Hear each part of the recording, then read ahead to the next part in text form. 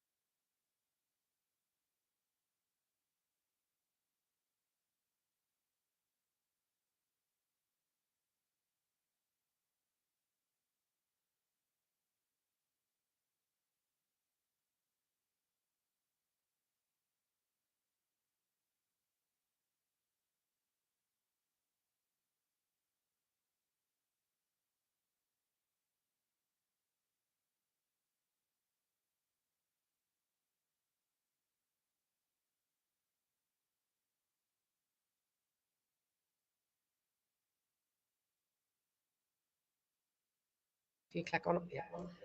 1 2, testing 1 2.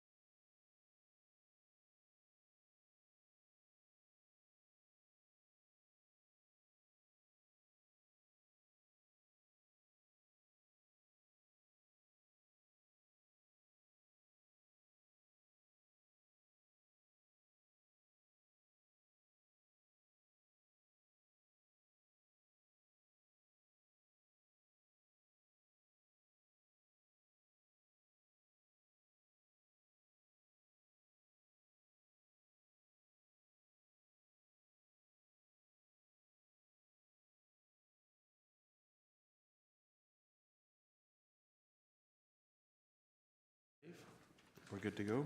Good afternoon, everyone. Welcome to the regulatory section of the Planning and Regulatory Services Committee.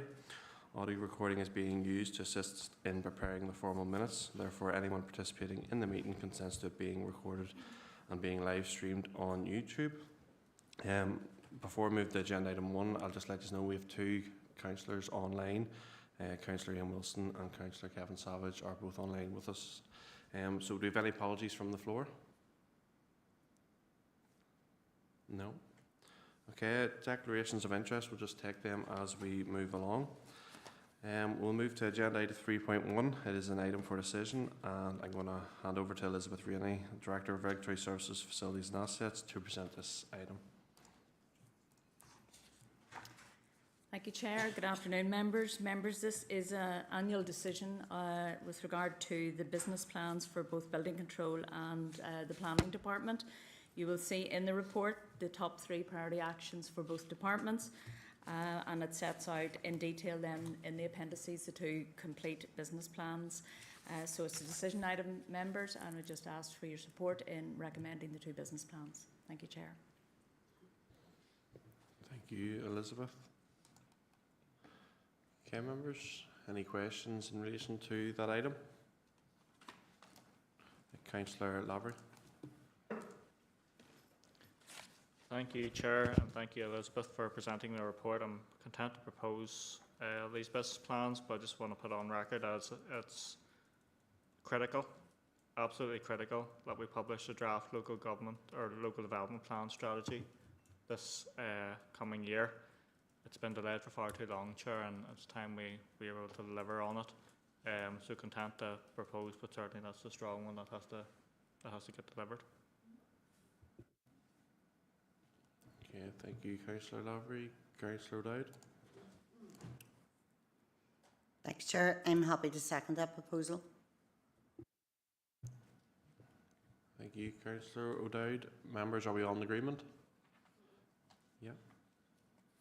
Okay, members, we'll move on to agenda item 4.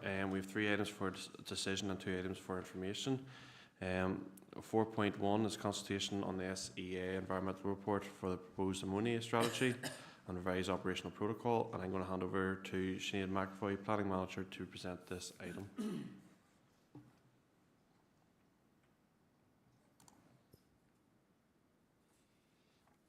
Thank you, Chair. As advised, this is an item for decision. DERA has published a consultation on an environmental report for the proposed ammonia strategy and revised operational protocol to assess the impact of air pollution on the natural environment as part of the strategic environmental assessment. Responsible authorities must carry out screening to determine whether plans or programmes are likely to have a significant environmental effect, and hence whether a strategic environmental assessment is required as per the directive. The Strategic Environmental Assessment Environmental Report has been prepared by DERA, NIA, Ammonia Strategy and Operational Protocol Workgroup for the combined proposed Ammonia Strategy and Revised Operational Protocol for Northern Ireland. The Strategic Environmental Assessment Environmental Report considers 9 themes and objectives set out in detail within your report. In considering the information on the environmental report, our draft response to DERA is that we would have no further comments to make on that report. In addition, a consultation proposed for changes to the draft ammonia strategy and sets out the next steps in the process of the development of the final ammonia strategy. Again, as set out in detail within your report, there are proposed 2 mandatory measures and 7 voluntary measures. In response to this consultation, our draft response welcomes the voluntary measures as they include a range of alternatives to technology-based emission reduction measures and therefore can apply across a range of farm sizes, and also that a site-specific programme is to be developed for spatially targeted measures at designated sites.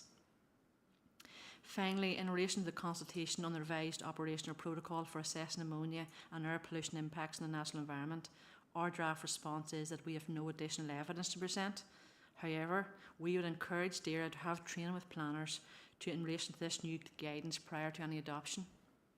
It is recommended that members approve the draft response to DERA in respect of the consultation on the Strategic Environmental Assessment Report, the updated proposed ammonia strategy and the revised operational protocol. However, I am happy to take any questions that you may have.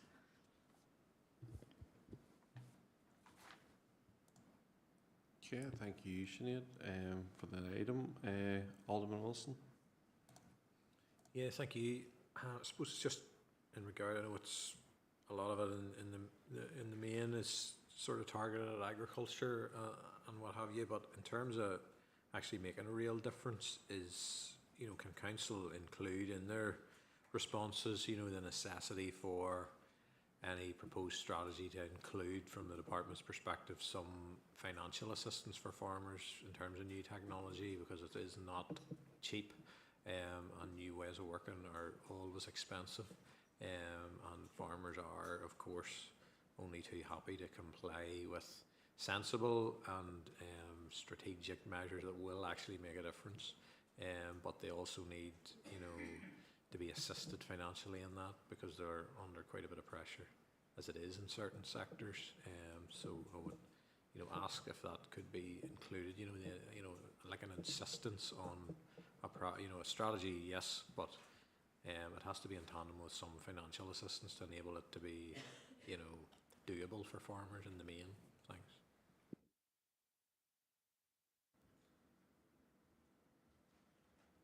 Yeah. Just in response, Chair, to Alderman Wilson's comments that the updated strategy actually has that currently gone through it. So there has been a theme that has been in every single measure that has been developed. The Ulster Farmers Union, Associated Farmers are advising that there's a lot of expense here. That's, I suppose, one of ours is we're welcoming the voluntary measures rather than technology-based measures. They're a wee bit, they range for a range of farm sizes rather than your big poultry and pig. But yes, we can add that on to our response as well. Thank you. Okay, thank you, Sinead. Alderman Wilson, content? Councillor Lavery. Thank you, Chair. I'm content to second. If Alderman Wilson was proposing that with amendments, I'm content to second that proposal. I think it's good that we have this strategy. It's been long coming, and the detrimental environment or detriments to the environment of ammonia emissions is pretty clear. So to have the strategy in place, which will hopefully reduce the emissions and help to protect the environment as well as residential health, I think it would be welcomed by all. So content to second that recommendation. Thank you, Chair. Yeah, and Alderman Wilson, you had proposed that, yeah. Okay, members, proposed by Alderman Wilson, seconded by Councillor Lavery. Are we all in agreement? Yes. Good stuff.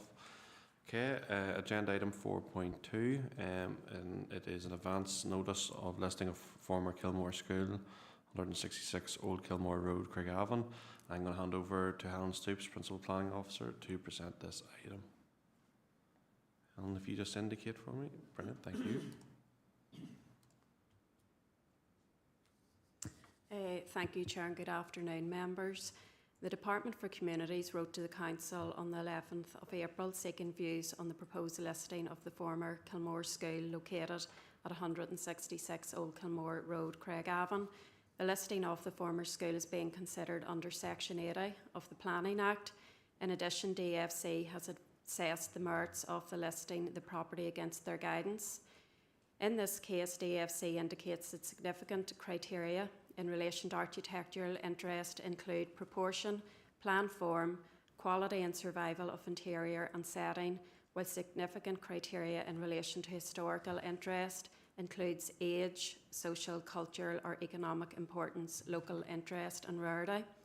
DFC advises that the schoolhouse was constructed between 1837 to 1841 and remains in good integrity, with its hipped Welsh slate roof and rubble construction well intact, whilst the interior, simple and rectangular in plan, displays the quality and survival of the interior with a distinct layout. Members are advised that the former school is located within the open countryside, as indicated in the Craigavon area plan, and there are no relevant planning histories or constraints on the site. However, the building is recorded on Northern Ireland's Heritage at Risk Register, where the recorded address on the register is 170 Old Kilmore Road, Lurgan. As Council views have been sought regarding the proposed listing, a draft response is attached at Appendix 5. This includes the planning status of the site, highlights the address recorded on the Heritage at Risk Register, and advises that whilst the Council has no objections to the proposed listing, it would be supportive of the property owner if they were to raise any concerns in relation to the proposed listing of the property. The response also advises that it is Council's draft response as it is going through the Council's ratification process, and if any subsequent matters arise as a result of this process, that a further letter will issue. It is recommended that members approve the draft response to DFC as outlined in Appendix 5. Thank you, Chair, and I'm happy to take any questions. Okay, thank you, Helen. Members, do you have any questions in relation to this item? Councillor Duffy. Yes, thank you, Claire. We've had no contact from the owner as of yet. No. Through the Chair, no, we haven't received any contact from the owner. That's good. Happy enough. Councillor Duffy, happy enough? Yeah. Alderman Wilson. Thank you, Chair. And it's just a general point, and it's just on the second page of the letter where it says I would advise that there is no right of appeal against the listing, and it's just really to put on record. I think there should be a right of an appeal. I know I've said that umpteen times, but it's just I think it's undemocratic in the truest sense of the word that, you know, it is an open and shut case in many respects, and I think that needs to change. But I know there'll be a fair bit of opposition to that. But it's the only decision-making body I can think of that doesn't have a right of appeal. So it's just really to put my thoughts on that on record. But if there's been no correspondence or, you know, input from the owner, I don't think there's much we can say or do about this particular application. Yeah. I'll bring in Damien on that point. Yeah, thanks, Chair. And yeah, very good point, Alderman Wilson. We've taken the opportunity as officers when we've met with Historic Buildings Council recently, and also when we met with the DRA Minister, our DFC Minister rather, to raise concerns such as that, and hope that, you know, in due course they will be taken into consideration. I agree with you completely. I think to have a process where you do not have the right to appeal is undemocratic, and you know, like the concerns we made to them will hopefully be taken into consideration. We might see some changes in the near future, hopefully. Thanks, Chair. Yeah, thank you, Damien. Members, this is a decision item. I don't think there's been any proposal made on this, so it's over to yourselves. Do you have any proposal proposed by Alderman Wilson, and do we have a seconder for it? Seconded by Councillor Donnelly. Members all in agreement? Okay. Moving on to agenda item 4.3, Department for Infrastructure consultation on developer contributions for wastewater infrastructure. And again, I'm going to hand over to Helen, Principal Planning Officer, to present this item.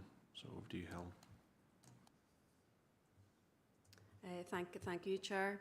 Yes, the Department for Infrastructure wrote to the Council on the 24th of March seeking views on developer contributions to help fund wastewater infrastructure improvements.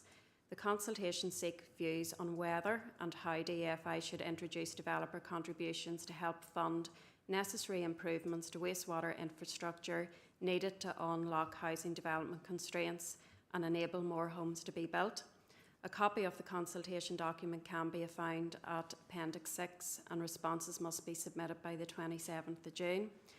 NI Water is operationally responsible for the delivery of all wastewater services in Northern Ireland and are currently precluded by law from accepting direct payments from developers for the provision of upgrades to sewage infrastructure in order to facilitate connections to the NI water system network. Within the consultation document, DFI set out two options which can also be combined.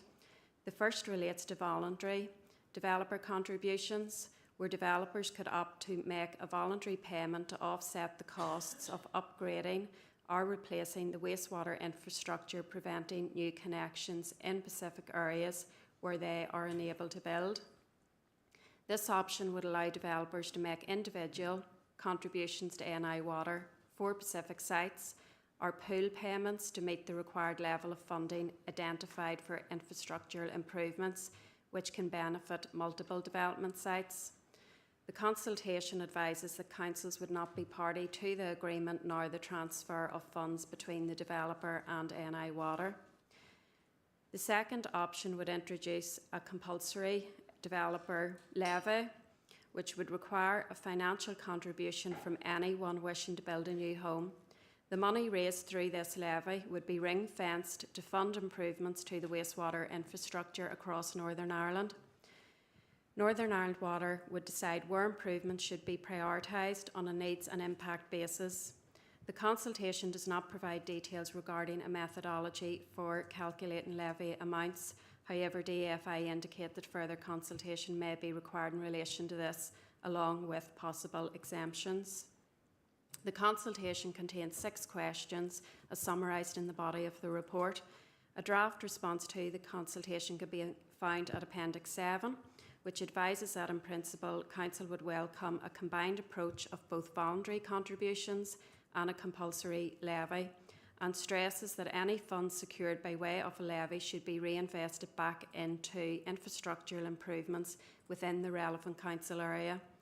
The draft response also highlights that further detail is required in relation to both options and advises that the department should engage further, especially in relation to the compulsory levy and how it will operate in practice.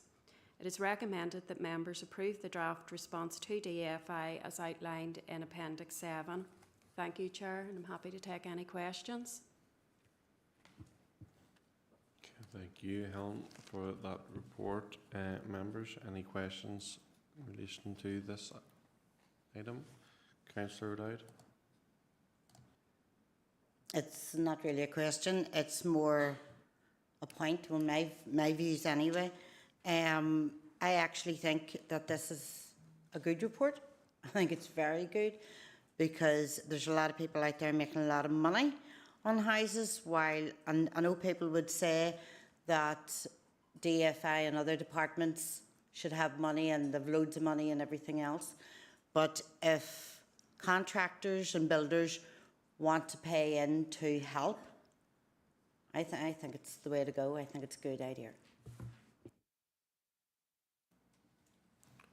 Councillor Duffy? Yes, thank you for the report. Is that just restricted to houses or housing development? It's not going on to factories, schools, any new builds, office blocks, anything of that nature?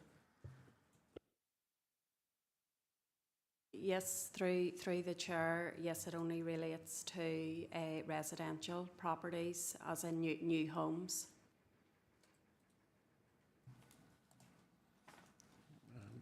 Content with that answer, Councillor Duffy? Or do you want to come back in? Yeah, I would like them to actually explore till maybe in the future to add till further developments that the house builder just isn't paying for everything, because you build a housing estate somewhere and then some other developers building block offices, getting a fortune out of it as well, and not having to pay a penny towards what the people building the houses are. So it should be across the board in my opinion, but it should be compulsory too. That's what I believe.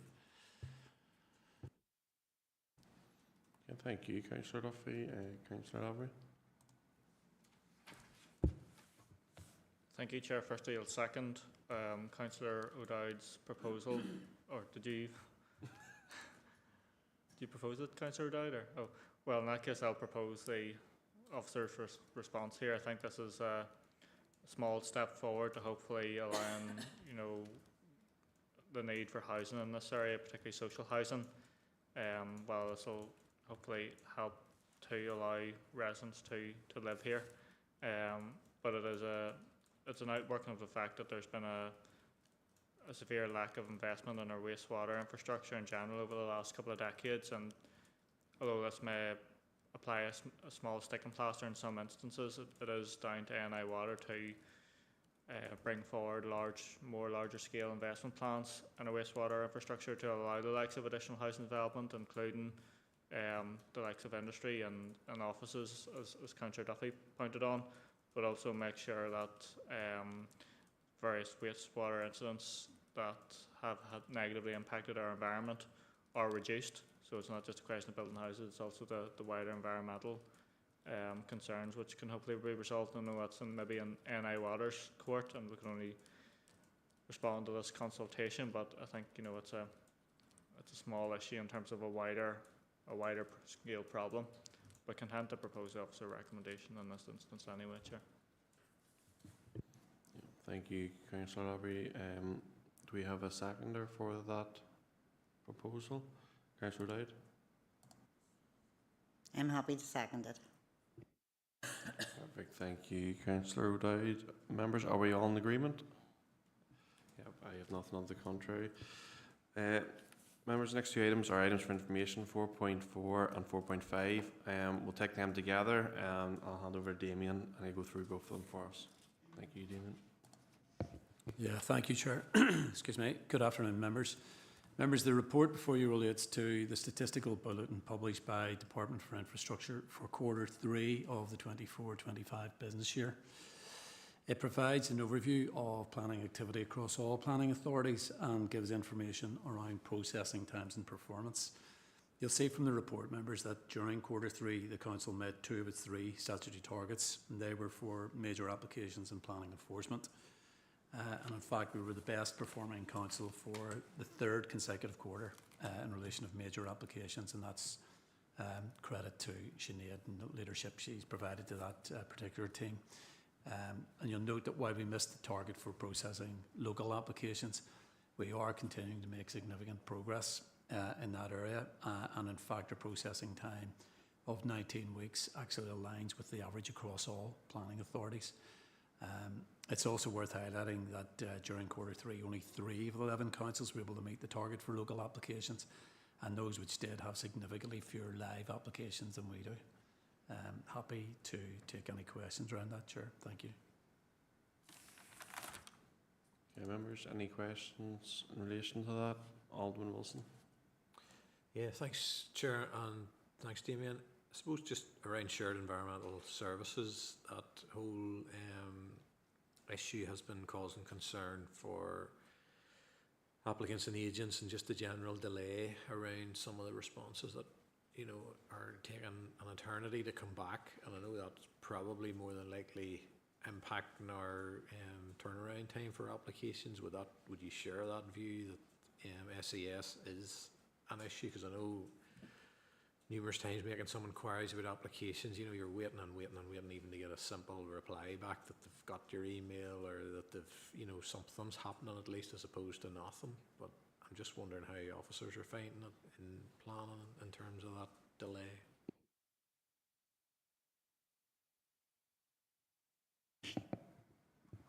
Yeah, thanks, Alderman Wilson. SES, I haven't heard any real concerns regarding their response times, but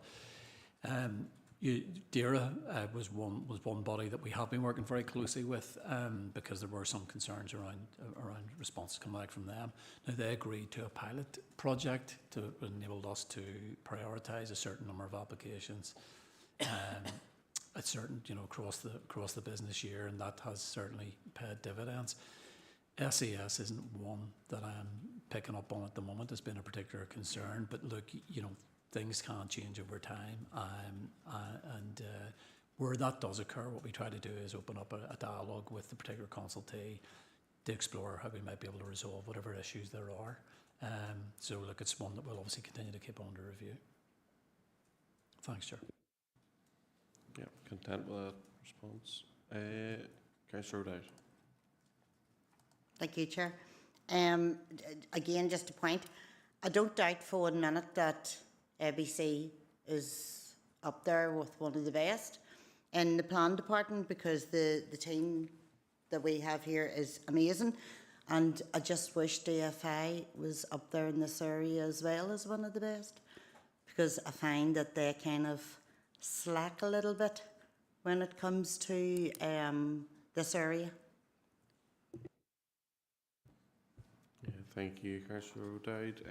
I would just want to place on record my thanks to the planning team, especially Sinead and her team, that the great work that they've done. I know she's very modest and she won't take any credit for it, but yeah, you and your team have done very well and become best performing and within all councils is very appreciative. So just keep up the good work. We'll keep playing on. Members will move on to agenda item 5, and there's 3 items for decision and 2 items for information. And I'll hand over to Tom for 5.1, which is street naming report for Bracken Avenue in Portdown. Thank you, Chair, and good afternoon, members. Members, this is a request for the naming of a housing development consisting of 27 dwellings at the site of the Bracken Road in Portdown, and the maps etc. are at Appendix 1. The applicant's preferred name for the development is Bracken Avenue, and the applicant's main reason for this name suggestion is that it makes sense to continue the use of the Bracken theme as this becomes synonymous with this location.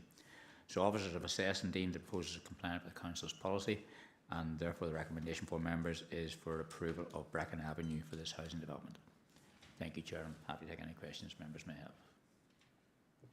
Okay, thank you, Tom. Members, any questions for agenda item 5.1? No? Do you have a proposer for this? I'll propose, Chair. Proposed by Councillor Lavery and seconded by Councillor O'Dowd. Okay, members, we'll move on. All in agreement? Yeah. Move on to agenda item 5.2, which is stage 2, dual language street naming request for application 0624-09 Ashgrove Road. I'll hand over to Tom again to present this item. Thank you, Chair. By way of background, members will recall back in June 2024, the Council received a number of applications for dual language street signage, namely in Irish, in respect of various specified streets. This report refers to application 062409, which is for Ashgrove Road in Portadown. In accordance with Council's adopted street naming numbering policy, the application process comprised of 2 stages as set out in the body of the report. And as reported to this committee on the 6th of November 2024, this application was progressed to stage 2 of the application process. As provided under that policy, officers have undertaken a postal survey to canvass the view of all the relevant occupiers on this street. Following verification of the survey responses, I can confirm that the responses were as noted in the body of the report. Members will note that the requisite threshold under the policy has therefore been met, i.e. the responses in agreement with the application represent not less than 2/3 of all occupiers of premises on that street. As per Article 11.2 of the legislation, it is now a matter for members to decide whether or not to use Council's discretionary power to approve this application for dual language street signage. And members are reminded how that discretionary power is used or exercised is set out in Article 11.4 of the legislation. Namely, in deciding whether or not, and if so, how to exercise this power under paragraph 1b or 2 in relation to any street, a council shall have regard to the views on the matter expressed by the occupiers of premises on the street.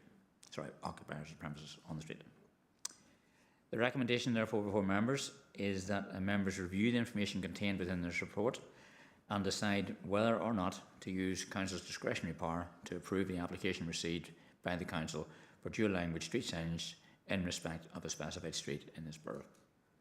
The members are also reminded of previous legal advice that in reaching their decision they must provide the reasons for that decision. Thank you, Chair. I'm happy to take any questions members may have. Okay, thank you, Tom. Councillor Lavery. Thank you, Chair, and thank you, Tom, for the report. Obviously, looking at it, Chair, you know, the policy's been followed and it meets the 2/3 requirement. So everything looks to be in order, so I'm content to propose that we put the dual language street signs in place then. Thank you. Thank you, Councillor Lavery. Councillor Duffy. Yes, thank you, Chair. It's another one that's been surveyed and it's dotted all the I's, crossed all the T's. You know, everything seems in order. So I am happy to second that council uses discretionary power to approve the application for dual language street signage for Ashgrove Road in Portadown.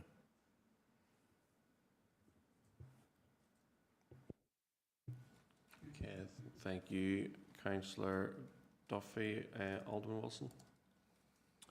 Yeah, thank you. I was just to put on record, in line with the policy, I haven't been contacted in any shape or form from any residents, unlike some of the other ones in this process. And it's just really to put on record, and if there is, I would like a vote on this one, and a recorded vote if possible.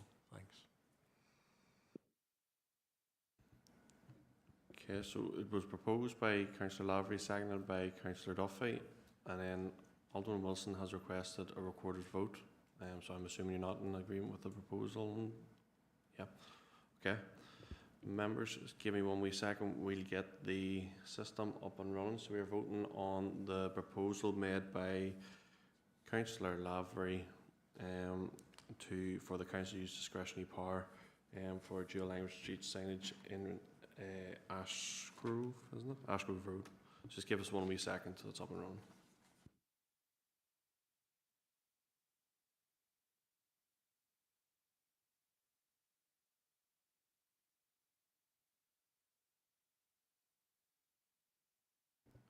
Yeah, just a reminder, members, it'll be on your wee keypad in front of you.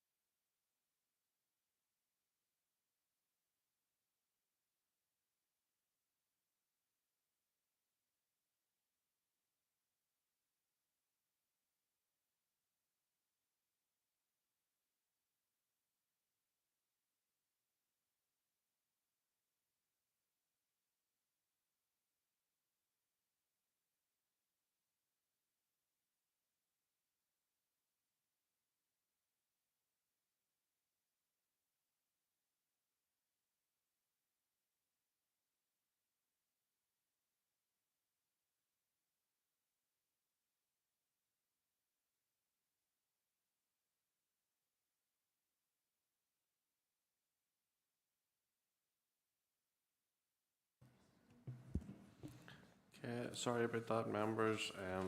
Obviously the printer wasn't working, so I had to wait for the printouts to come.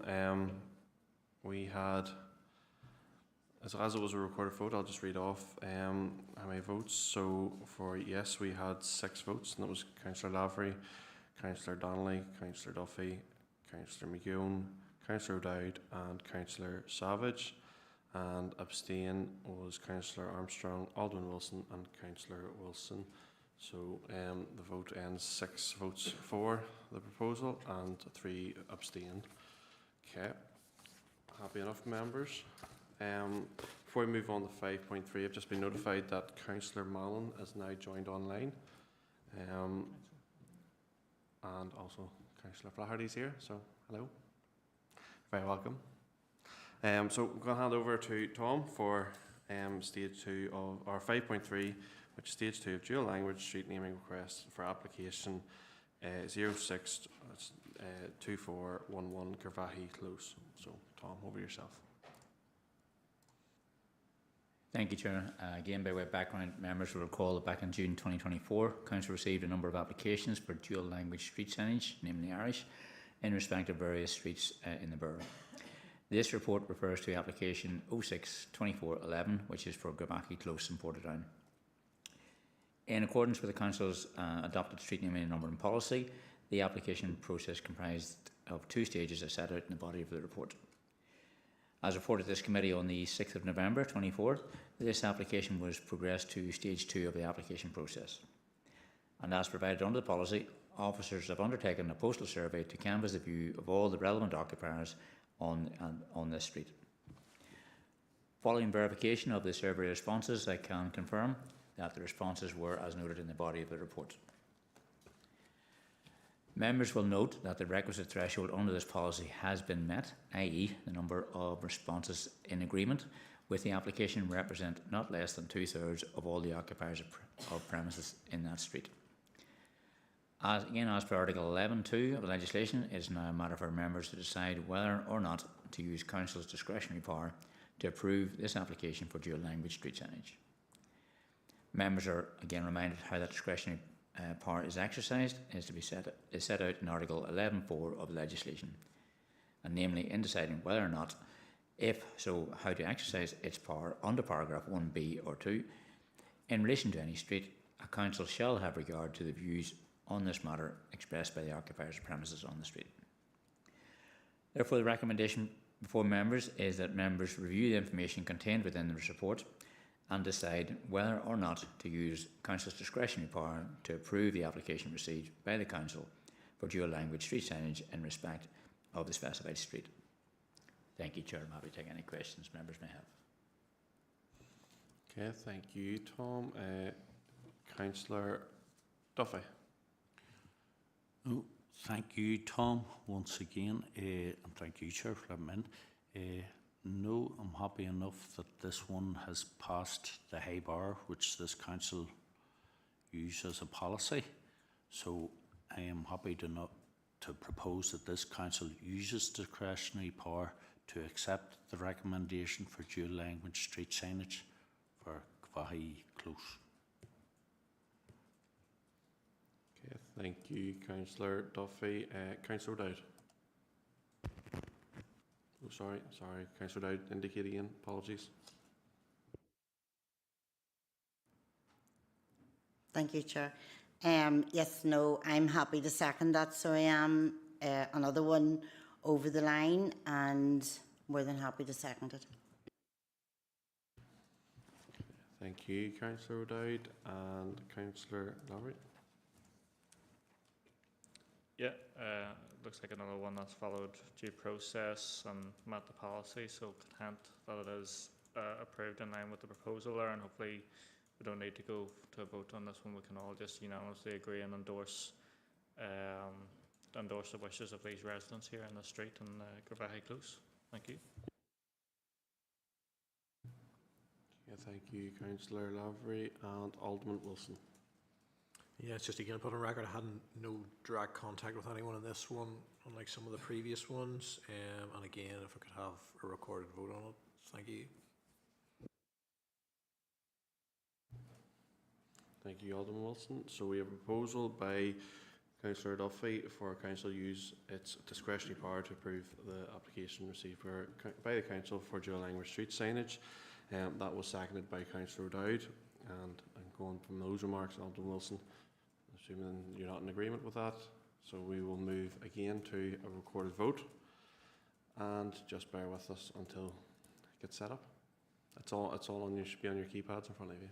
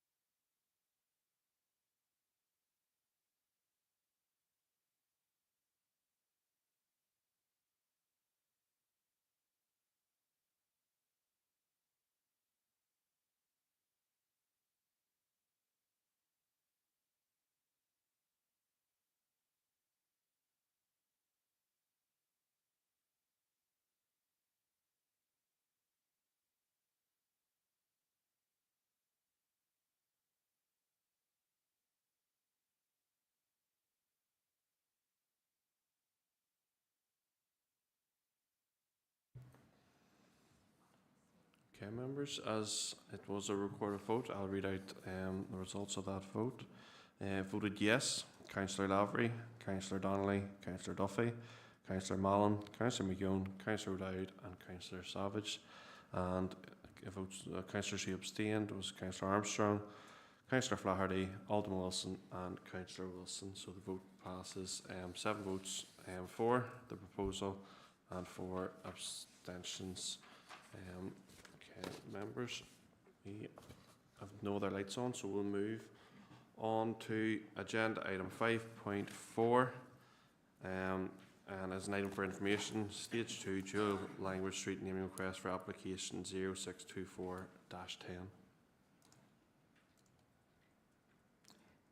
Thank you, Chair. Members will note that from the report that in June 2024, the Council received an application for dual language street signage in respect of a street in the Borough, reference number 062410. In accordance with the Council's adopted street naming number and policy, the application process comprises 2 stages as outlined in the body of the report. As reported to this committee on the 6th of November, this application was progressed to stage 2 in the application. And on that stage, officers have undertaken a postal survey to canvass the views of all relevant occupiers on this street. Following verification of the survey responses, I can confirm that the responses were as noted in the body of the report. Just for completeness, as it came in after this report was drafted, we did receive one further response 17 days after the closure date of the survey. However, it would not have affected the outcome of the survey. Members will note that the requisite threshold under the policy has therefore not been met, i.e. the responses in agreement with this application represent less than 2/3 of all occupiers of the premises on the street. Therefore, this application has not met the criteria as set out in the Council's policy, where the members will have to consider a decision. The applicant will be notified accordingly. Thank you, Chair. This is for information. I'm happy to take any questions members may have. Okay, thank you, Tom. Councillor Duffy. Yes, thank you, Chair. Thank you, Tom. Just a quick question about, we send these out. It's recorded delivery, isn't it? And is it ever the case of, I know a lot of people, busy lives, and they're just not at home. Does it ever happen, or do we draw the line at a certain date for responses to these? Because I would say the post person would have to call and recall till they got somebody in.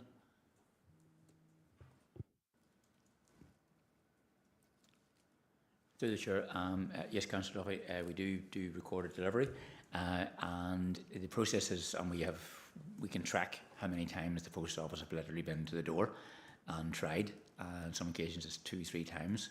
And what happens after those 2 or 3 attempts by Royal Mail is they will leave a card saying there is something for you in the post office.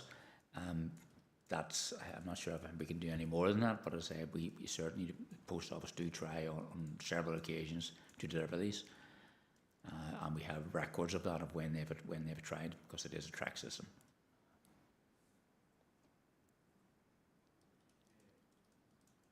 And just on it, that would be the way legally we would have to do it. We couldn't just send them out ordinary stamp on it or ordinary thing, you know, that type of way, and then that's it. If they get back, they get back. If they don't, they don't. Through the chair, it's not a legal requirement. It's something that we have adopted from day one. It is something that if, in the future we will review and say if I'm happy to take on members' thoughts if there's any other way that it could be done. But we are being challenged as to who got, who didn't get, and it is our way of actually proving that we have actually sent them out. And there've been a number of challenges over the past months of people allegedly not getting them, and we're able to say, well, actually, post office have called at your house 3 times, and there is a card, and there is something in the post office for you to collect. And there are other cases that we were able to say, actually, that person you're talking to isn't on the electoral register. So we are able to trace through that system as to who has got and who hasn't got. But happy to take on any advices as to if members think there's an easier way of doing it. Okay, thank you, Tom. Councillor Duffy, you looking to come back in, or you can? You know, I know there is a slight, probably dear cost for recorded delivery. It might be just something that we can, as a council, as you know, these signage applications do become the norm as such. You know, unless Councillor Wilson gets complaints, or you know, people do contact other parties with, you know, regards, you know, these, that we could maybe explore just going to an ordinary delivery, you know, through the post.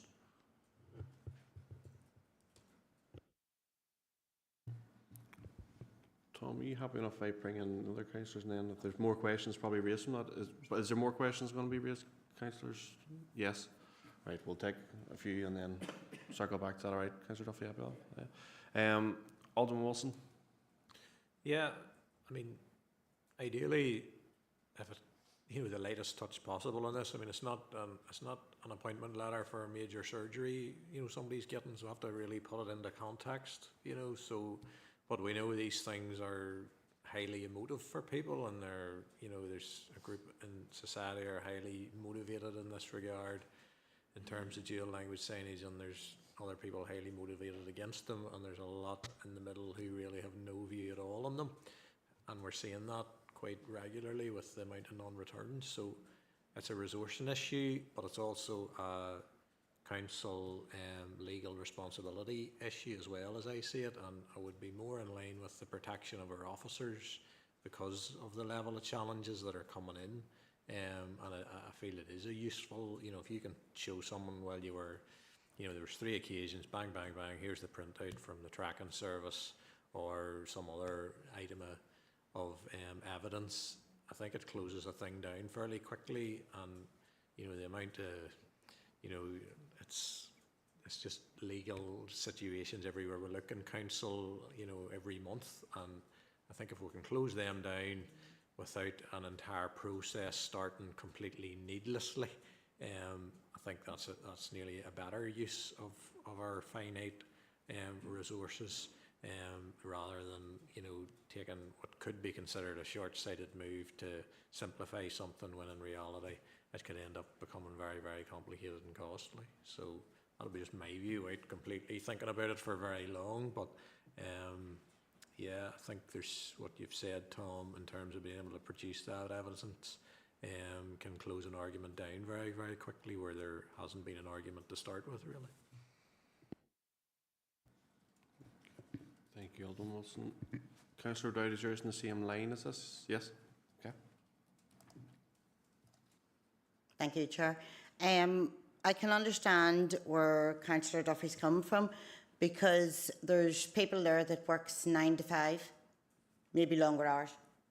So if the postman or postwoman, postperson is coming in the morning or afternoon, the post office will be closed by the time then people are finished. They're the ones that has to go and collect the letter, because you have to bring ID if memory serves me right. So I don't, to me, it would be better to simplify it and send it out with a stamp, and it would be less costly for the council as well. Okay, I'm going to bring in Councillor Savage. Is it on the same line as what's been spoke about? And he's not there. Oh, sorry, Chair. Apologies.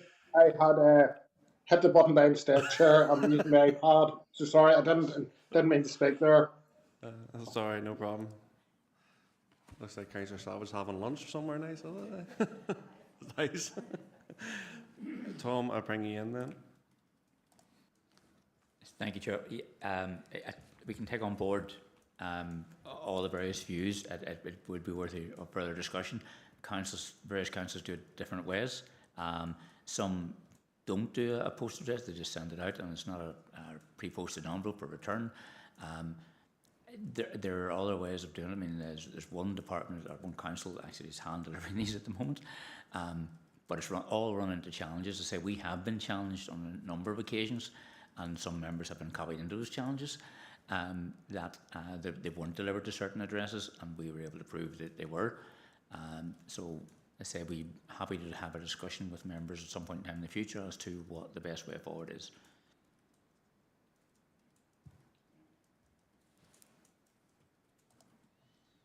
Okay, members, any other comments, questions on that? No? All good. We'll move on to 5.5. Tom, you're on a roll. Last one is monthly report on building control and property certificate work. So over to yourself.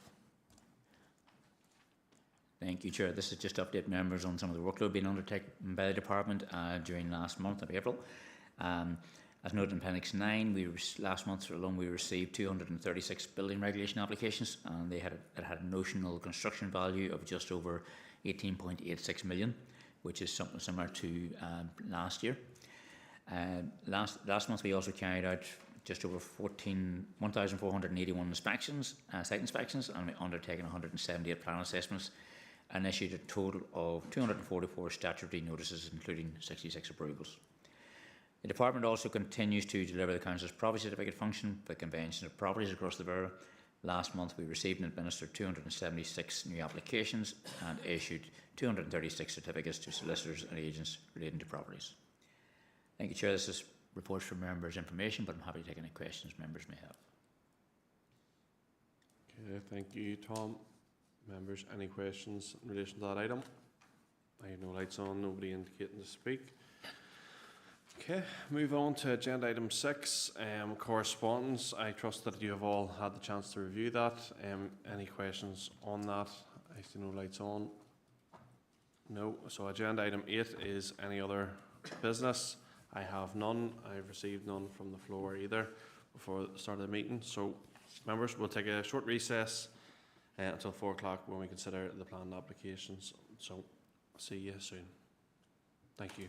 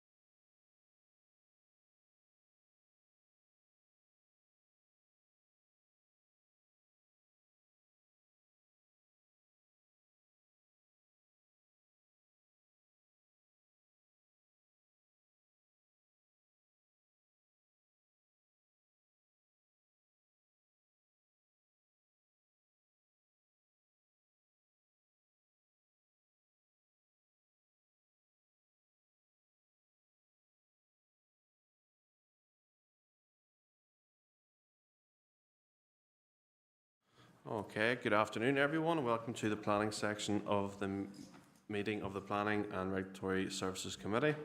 Audio recording is being used to assist in preparing the formal minutes, therefore anyone participating in the meeting consents to it being recorded and being live streamed on YouTube.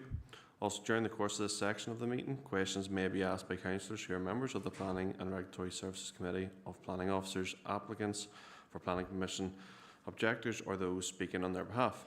In doing so, councillors endeavour to ascertain the information which they feel is necessary to enable them to determine the application. However, members of the public should note that councillors will not reach a conclusion as to whether an application should be approved, refused or deferred until the debate on the application has concluded. Members, we have 4 items for decision. We'll go through to Appendix 1, which is application LA 08 2021 09550, and for Mr. Jason Smith, and it is up for refusal. I'm just waiting for them all to come in. Just an FYI for our councillors here. In the course of the presentation this afternoon, some representations will be heard in confidential as they relate to confidential information of the parties, and members are ensured that any questions or comments relating to confidential information are asked or made during the confidential session.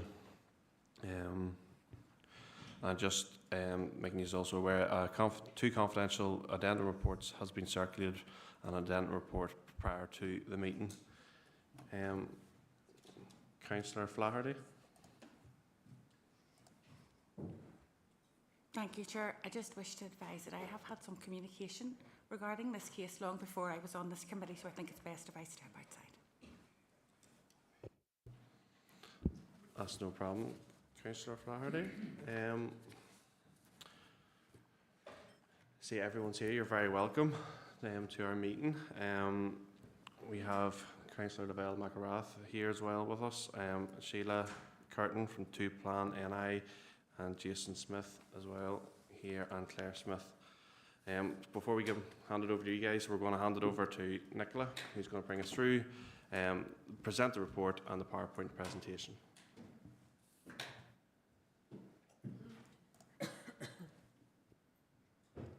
Thank you, Chair. This application is seeking outline permission for a dwelling at a cluster, and further supporting information has been submitted on CTY 6 personal circumstances as per the confidential report and an addendum confidential report. In terms of the principle of development, the main planning policies are CTY 2A, CTY 6, CTY 8 of PPS 21. In terms of clustering, this proposal fails to demonstrate that it meets all of the criteria within CTY 2A. It specifically falls short of criteria 2, 3 and 5. Criteria 2 requires that the cluster appears as a visual entity in the local landscape. Criteria 3 requires that the proposal is in association with a social community building or a crossroads. And criteria 5 requires that the application can be absorbed into the existing cluster through rounding off and consolidation and will not significantly alter the existing character. There are 2 addendums considering additional supporting information provided by the agent, including PAC decisions. These PAC decisions have all been considered in full. I would draw members' attention to a council decision on clustering, LA 08 2020 1055, for an outline permission for dwelling on the Bleary Road for Mr. Timothy Duke, and a council decision on clustering on the Battle Hill Road, LA 08 2022 1411, which was refused at committee in November 2024. As council have already taken the approach that all 5 tests must be met, and these decisions have been appealed to the PAC and been successfully won. The personal circumstances has been assessed as per the confidential reports. The proposal will result in urban development build-up and will impact rural character, falling short of CTY 8 and CTY 14. There are no objections to this application. There are no objections raised by any of the consultees, NI Water, DFI Roads, Environmental Health, NED, Shared Environmental Services and NIEA. The recommendation is to refuse, and there are 6 reasons for refusal set out in the planning report, and I'll just go through the presentation.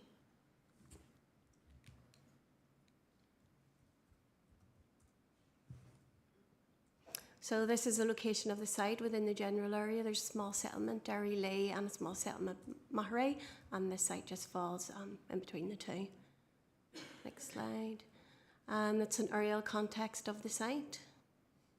Next slide. This is the site location plan. Next slide. This is an extract really from CTY2A and also the agent's submission on what they'd considered to be the cluster. Next slide. Then this is an analysis really that I've submitted in regards to the characteristics of the area, the numbers of the properties and the distances between them. Next slide, please. This is the view then at the junction really of the main Derry Lee Road with this side road, Derry Lee Road just off, just a view towards the site. Next slide, please. This is a view then from the front of the site on the main Derry Lee Road looking towards 167. Next slide, please.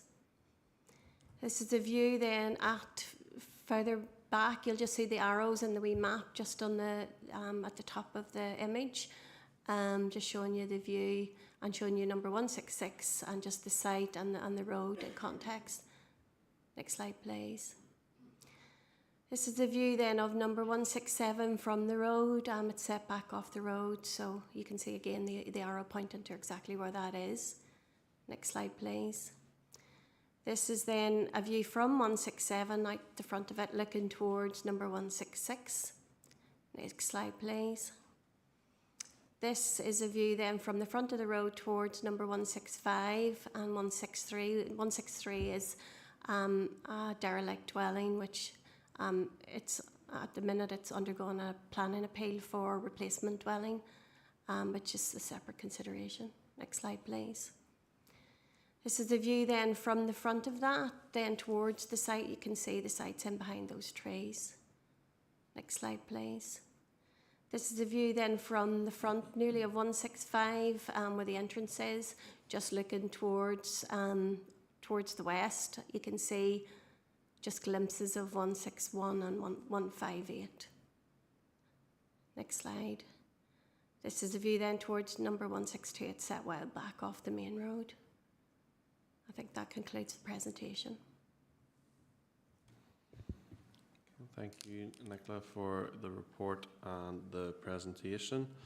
We'll move over to representations. I'm going to hand over to Councillor Lavelle McElrath, who is going to talk in support of this application. Lavelle, you're very welcome.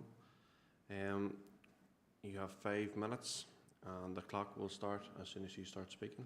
So over to yourself. Thank you, Chair. This site is located at the Derry Lee Church junction of Derry Lee Road. The junction is widely recognised as a significant focal point along the Derry Lee Road. It consists of a cluster of long-standing dwellings, outbuildings, former Derry Lee Methodist Church, streetlight, bus stop and commercial buildings associated with DRS, Dilly Roofing Supplies and sister companies.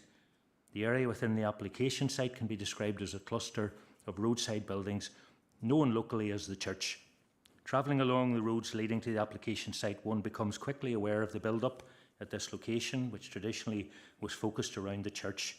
The retention of the former church building, including its brightly painted exterior at the prominent junction location, provides a clearly identifiable entity or focal point at this location. To all intents and purposes, everyone passing by will see it as a church. TransLink Route 75 bus stops at this location. The bus stop is used by different sections of the community, school children going to schools in Portadown and Dungannon, and other members of the community going into town for social or leisure activities. Route 75 is the main Portadown to Dungannon route. The only other stops on this route are at settlements on the Derry Lee Road that TransLink consider to be settlements, and the church obviously is one of them. The other side is Mackery and Mulnakill. DRS, Dilly Roofing Supplies and Dilly Transport and Machinery Sales Commercial Businesses provides goods, services and employment from premises at 161 Derry Lee Road, with staff and customers visiting the premises daily. In conjunction to all the supporting information submitted since the application was submitted in 2021, specific reference is also made to documents submitted as part of the recent speaking rights request, including extracts from the case officer report for a neighbouring replacement site. It was a 2023 refusal on an adjacent site, and one of the grounds used was build up, and the exact words were considerable degree of development visually. This was for this replacement site in 2023. These extracts are presented to highlight a perceived lack of consistency in how the immediate area has been evaluated by planners. In addition to referencing these documents, the submission also asserts that the current committee report has not given proper consideration to the neighbouring premises identified as DRS Dilly Roofing Supplies, located at 161 Derry Lee Road. Furthermore, it is stated that the committee report fails to adequately regard the build-up nature of the area surrounding the application site. To set the personal context, the application site immediately abuts the applicant's wife's parents' house at 161 Derry Lee Road and the applicant's wife's aunt's house at 165 Derry Lee Road. The application site is also located within 600 metres of the applicant's parents' house at 199 Derry Lee Road. This is a unique situation whereby both applicants are from the immediate area, have a kinship to the immediate area, and are required to reside at this location to facilitate the medical and personal needs of their relatives, whilst also caring for their young family, including a baby with medical needs. The applicants will be the main carers for elderly relatives at all three households within 600 metres of the application site. During this application, the applicants have faced extreme hardship, and the belief that this application could provide the solution has at times been the only thing that has kept them going. The applicant has submitted personal care logs, personal statements, letters from family members and medical evidence to demonstrate the genuine hardship. There's been no objectors to this application, and the Reverend McCartney from Milltown Parish nearby provided a supporting letter. Numerous planning appeals decisions were also submitted as precedents in favour of this application over the lifetime of the application. However, no reference to these precedent cases have been included within the committee report, including any reasoning as to why they've been discounted.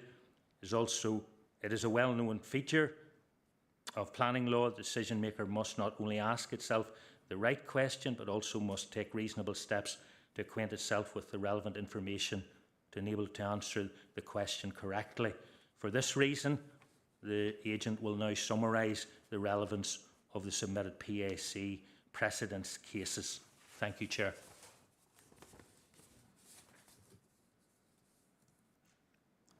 Thank you, Councillor McElrath.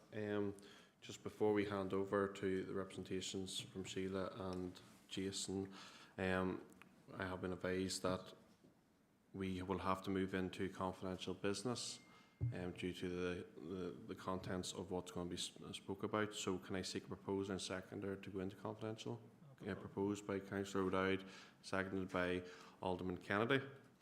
Members and online viewers, in accordance with Schedule 6 of the Local Government Act, we will now be moving into confidential session of the Council. This means that we will be turning off the public feed of the meeting, and this will be returned when the meeting is restarted. Can I ask ICT officers to please turn off the live feed and confirm with me when the confidential section of this meeting can proceed? Thank you.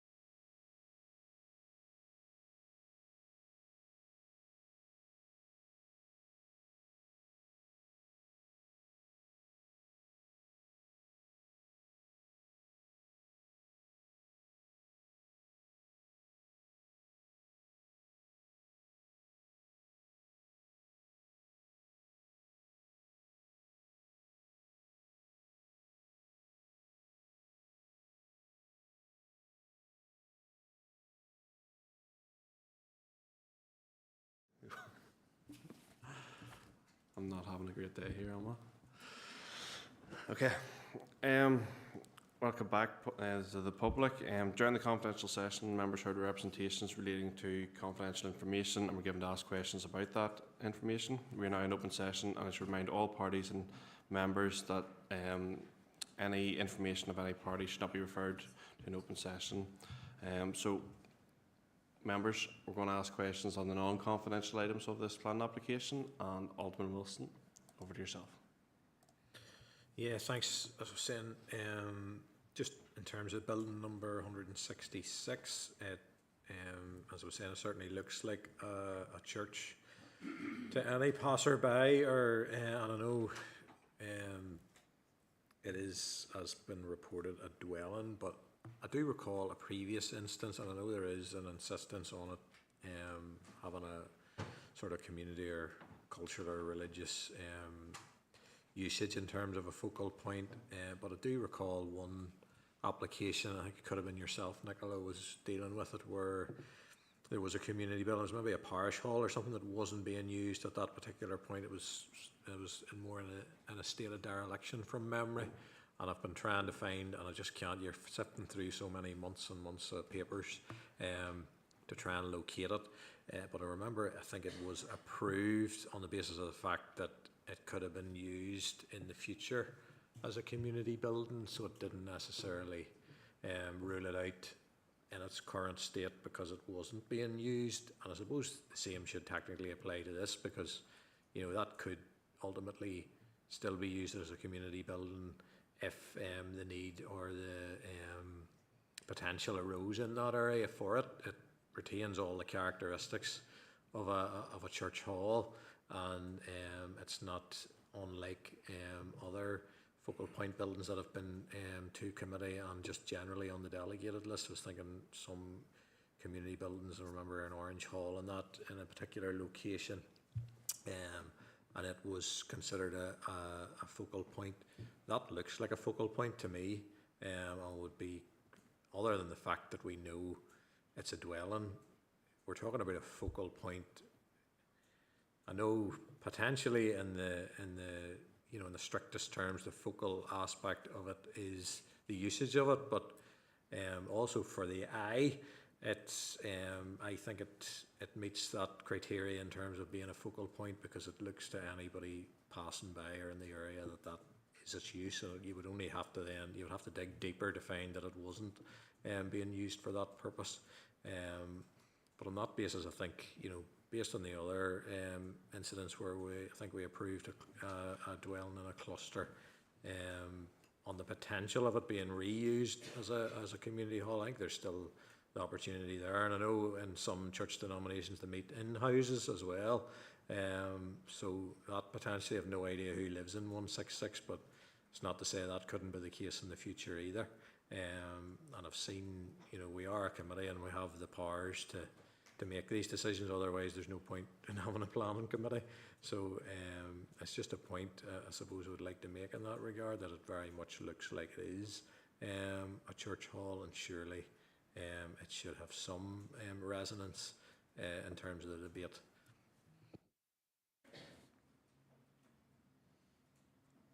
Oh, sorry. Thank you, Chair. I have considered that within the addendum report that was submitted, the first report that was submitted. I've given some examples of PAC decisions. It does need to be a building where there's social interaction from the community. And this building has got planning permission for change of use and is currently used as a dwelling house. So it can't be used as under planning. It would require a change in the use to bring it back to being a church. I think you might be referring to, I'm trying to remember the one that you are referring to, the example. There was a building out, it was outside of Portadown, where we did grant an approval under clustering, but I think that was a community building. It wasn't being used at that current time. The use was established and it was able to be used, but at that time it wasn't being used because there had been damage due to water or whatever getting into the building, and that was to be fixed. And potentially it may well be used for community use now, but at that maybe moment in time it wasn't, but the use was established for that building. I think the one, I'm trying to remember the side of where you're referring to, but it's completely a different circumstance in regards to that. So it wouldn't necessarily be the same. Thank you, Nicola. Alderman Wilson, you contend. Members, any other questions? Can I start off it? Yes, Chair, thank you all for being here in the report. In number 5 in the drawing, the sketch of the buildings, it says in the top corner, a social community facility. That's on the left-hand side, and then it says in the right-hand side, a purple circle, the former Derry Methodist Church. It retains status as an entity building. What would mean by that there?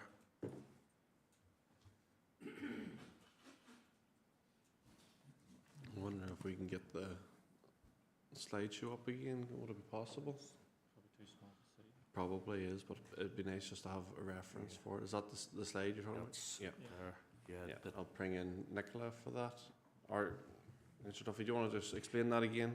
Yeah, the top left there, it says, you know, like a social community facility, which is highlighted there as yellow, and in the bottom right hand corner it says the former Methodist Church still retains status as an entity building at this location. What would that sort of mean? And if it is highlighted as a social community facility on the left, you know, is that not a focal point, you know, for them? Thank you, Chair.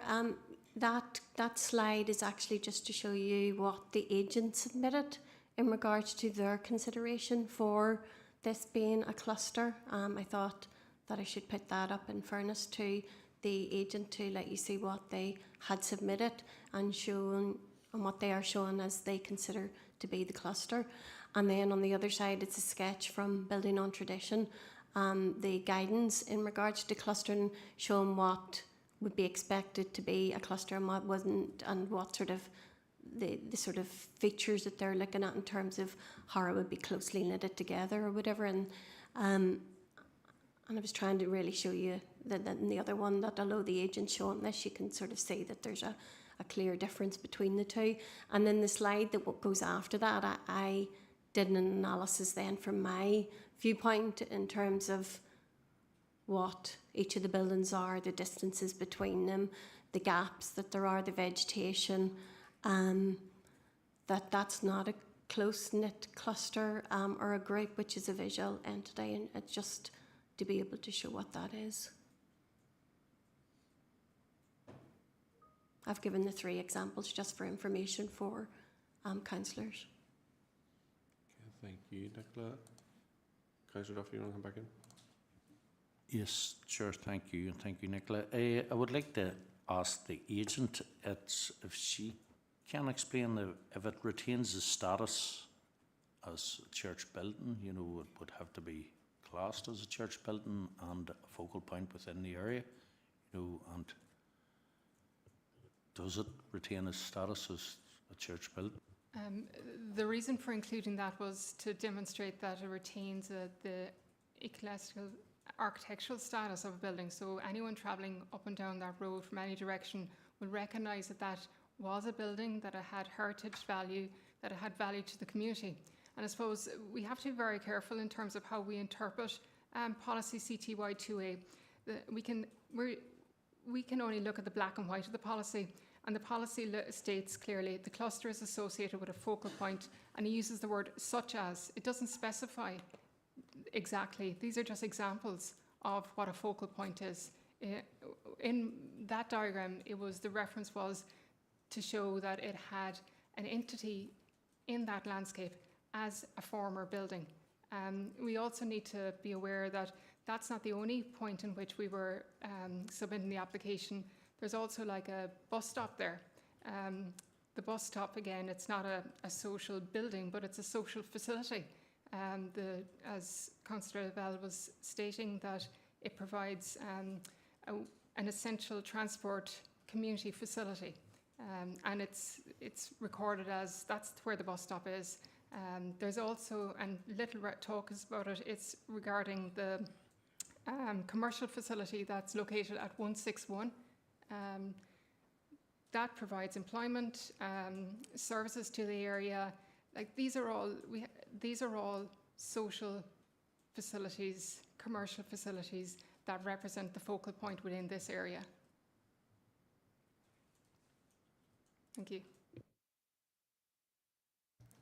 Councillor Duffy, you can come back in. Yes, just to point out, I have travelled this road on many an occasion, and I actually did think it was still a church, so.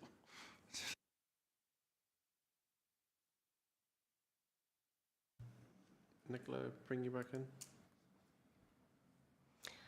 Thank you, Chair. I just wanted to again advise that the consideration on the bus stop, the consideration on this, they've all been considered within the addendum report. There are recent, although the policy does say in terms of clustering, doesn't give maybe a definition of what that is in terms of all of the options, but there are PAC decisions out there which do confirm that those things aren't considered as a focal point, and that's where we're coming from in terms of our consideration of them. Thank you, Chair. Thank you, Nicola. Members, any other questions in relation to this? Okay, we'll move to debate. The floor is yours. Councillor Savage. Thank you, Chair.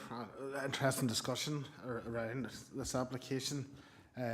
We sort of focused on one of the reasons for refusal and not the other ones as well. But my thinking at the minute is, and I don't particularly like doing it, is asking for a site visit because I'm not familiar with the area myself.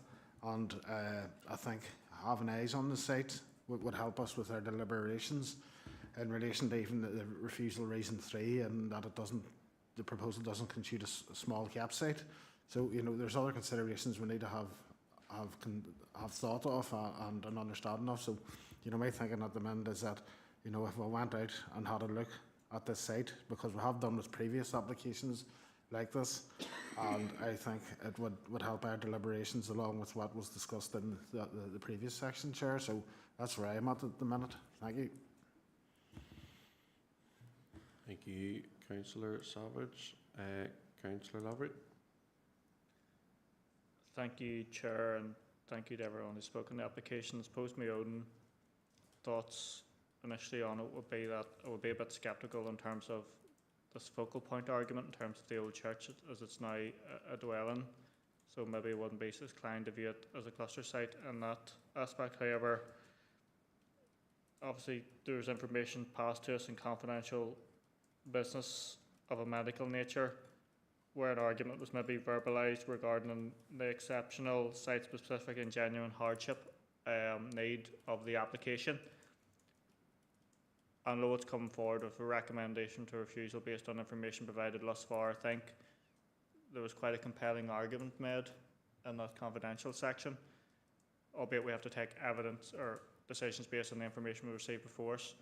But I think if we are going to maybe defer for a site visit, I think it would be appropriate to allow the applicant that additional time for that information, as which was verbally articulated there during the confidential section, to be gathered from the relevant agencies and so on, as was discussed in confidential, because I think it was sort of a compelling argument, and I can understand that reason, but we sort of need the medical attestation of that information. So I'll be inclined to defer on this application as well, not just for a site visit, but to allow the applicant to provide that more concrete information, which then we will be able to take a decision on, Chair. Thank you. Thank you, Councillor Lavery. Councillor Dowd.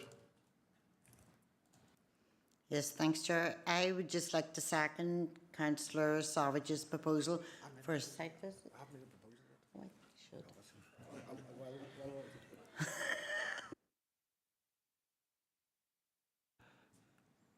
should. Jumping the gun. Calm down. Alderman Wilson.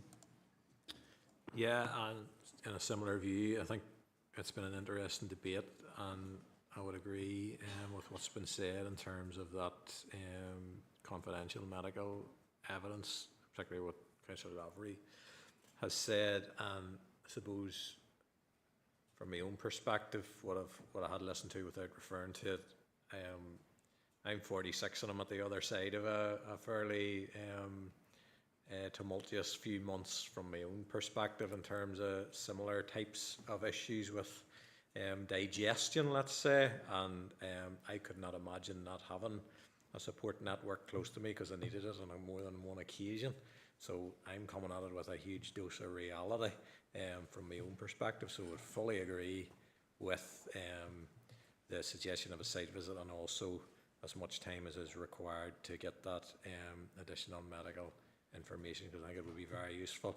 I'm a full-grown adult. I couldn't imagine what the situation would be with an even worse condition in a small child, and I'll not go any further than that. So I find that very, very compelling. And we are a committee. It is, we have certain latitudes and powers, and I think, these are the types of situations where compassion is an important aspect of our decision making. Thank you, Alderman Wilson. Members, no other speakers indicating. At the moment, this is a decision item, so are we ready, Councillor O'Dowd? I'll hand over to Councillor Savage first. Thank you very much, Chair. So I'm happy to propose that we go for a site visit, and what Councillor Lavery and Alderman Wilson requested as well. I think we made that clear in the confidential section. So if we could get that sorted, and we can revisit this difficult case. So thank you, Chair. Thank you, Councillor Savage, and Councillor O'Dowd. I'm happy to propose that, or to second that. Did you have something stronger than coffee earlier on, isn't it? Okay, members, we have a proposal made by Councillor Savage to defer this item for a site visit and medical information to be provided as well. And that was seconded by Councillor O'Dowd. Members, are we all in agreement? Agreed. Agreed. Okay, members, thank you very much. Thank you to Sheila, Jason, Claire, and also Councillor McElrath. Thank you very much. Look, I hope you wish you all the best, and hopefully we can get that medical information in as soon as possible. All right, thank you.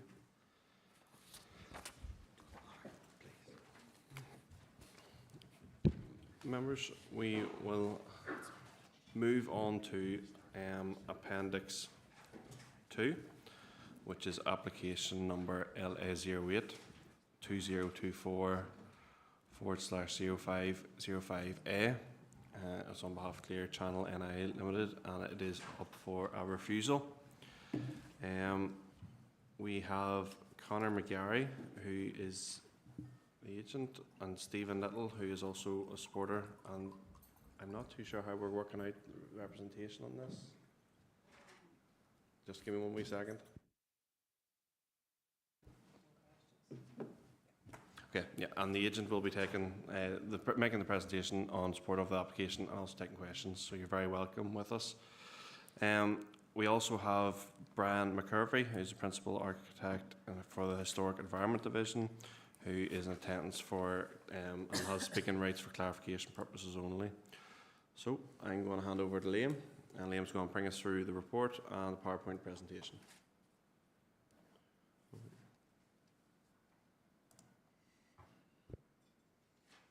Thank you, Chair. This application is for the erection of one digital screen advertisement to be mounted on the gable wall to replace 2 existing 48-sheet advertisement hoardings. The proposed height of the sign is 3.1 metres, 6.2 metres in length and 0.26 metres in width. The sign will project from the wall by approximately 0.36 metres. The sign will be located approximately 5.7 metres above the ground level. The application is before members as it be recommended for refusal and called in by Councillor Greenfield. With a bit of history to this one, members are advised that the existing signage on the north elevation of the building, consisting of the existing hoarding, This was refused planning permission by the DOE under planning application Q 2007-0246 and subsequently dismissed that appeal. Subsequent to that dismissal of appeal, the advertisement was found to be immune from planning enforcement action under the DOE back in 2008, and members are advised that the current advertisement on this elevation is immune from planning enforcement action.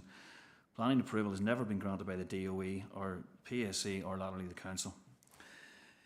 In consideration of the application before you, officers consider the principal issues to be the impact on amenity and impact on public safety. Taking the impact on amenity first, members are advised that in relation to advertisements, the term amenity is the effect upon the appearance of buildings or structures in the immediate neighbourhood where it is displayed or impact on long distance views. It also includes the effect on any features of architectural or special interest.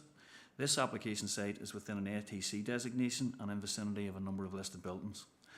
Officers in consultation with HED, for the reasons set out in detail in the report, are of the opinion that the proposed digital signage would have an adverse impact on the setting of listed buildings and fails to satisfy the relevant policy requirements. The very nature of the LED sign with moving kinetic electronic signage will have a detrimental impact on the setting of the listed buildings due to its size, scale, dominance and siting. HED have also raised concerns that the seasonal changes will result in less landscaping screening to mitigate against this adverse impact. Historic buildings have considered that the proposal will have more of a detrimental impact on the setting of the listed buildings to the north end of Bridge Street than the existing signage that is currently in situ. Due to their proximity to the application site, they will be read in conjunction with it on approach travelling south from the junction of Church Square and Huntley Road. As indicated, the site is also located within an area of townscape character, and therefore the SPPS paragraph 6.23 and policy ATC3 of the addendum in PPS 6 are relevant to this consideration. In this instance, HED have advised that the listed buildings, as advised, the proposal will have an adverse impact on the setting of the listed buildings to the north end of Bridge Street. These listed buildings and their setting are intrinsic elements of the ATC designation. Officers consider that the proposed digital screen would have an adverse impact on the overall character and appearance of the ATC designation, and for that reason, officers are recommending refusal. As set out in the body of the report, officers have no objection with regard to public safety, so refusal is recommended as set out in detail in the report. Just run through the PowerPoint. So this is the location of the hoarding. You may be aware it's just in the Bridge Street in Banbridge. Just our site location plan with the site located in red.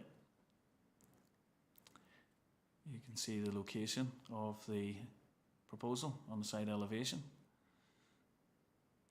So these are the existing elevations of the existing hoardings that are presently in situ on the site. And this is the proposed elevation.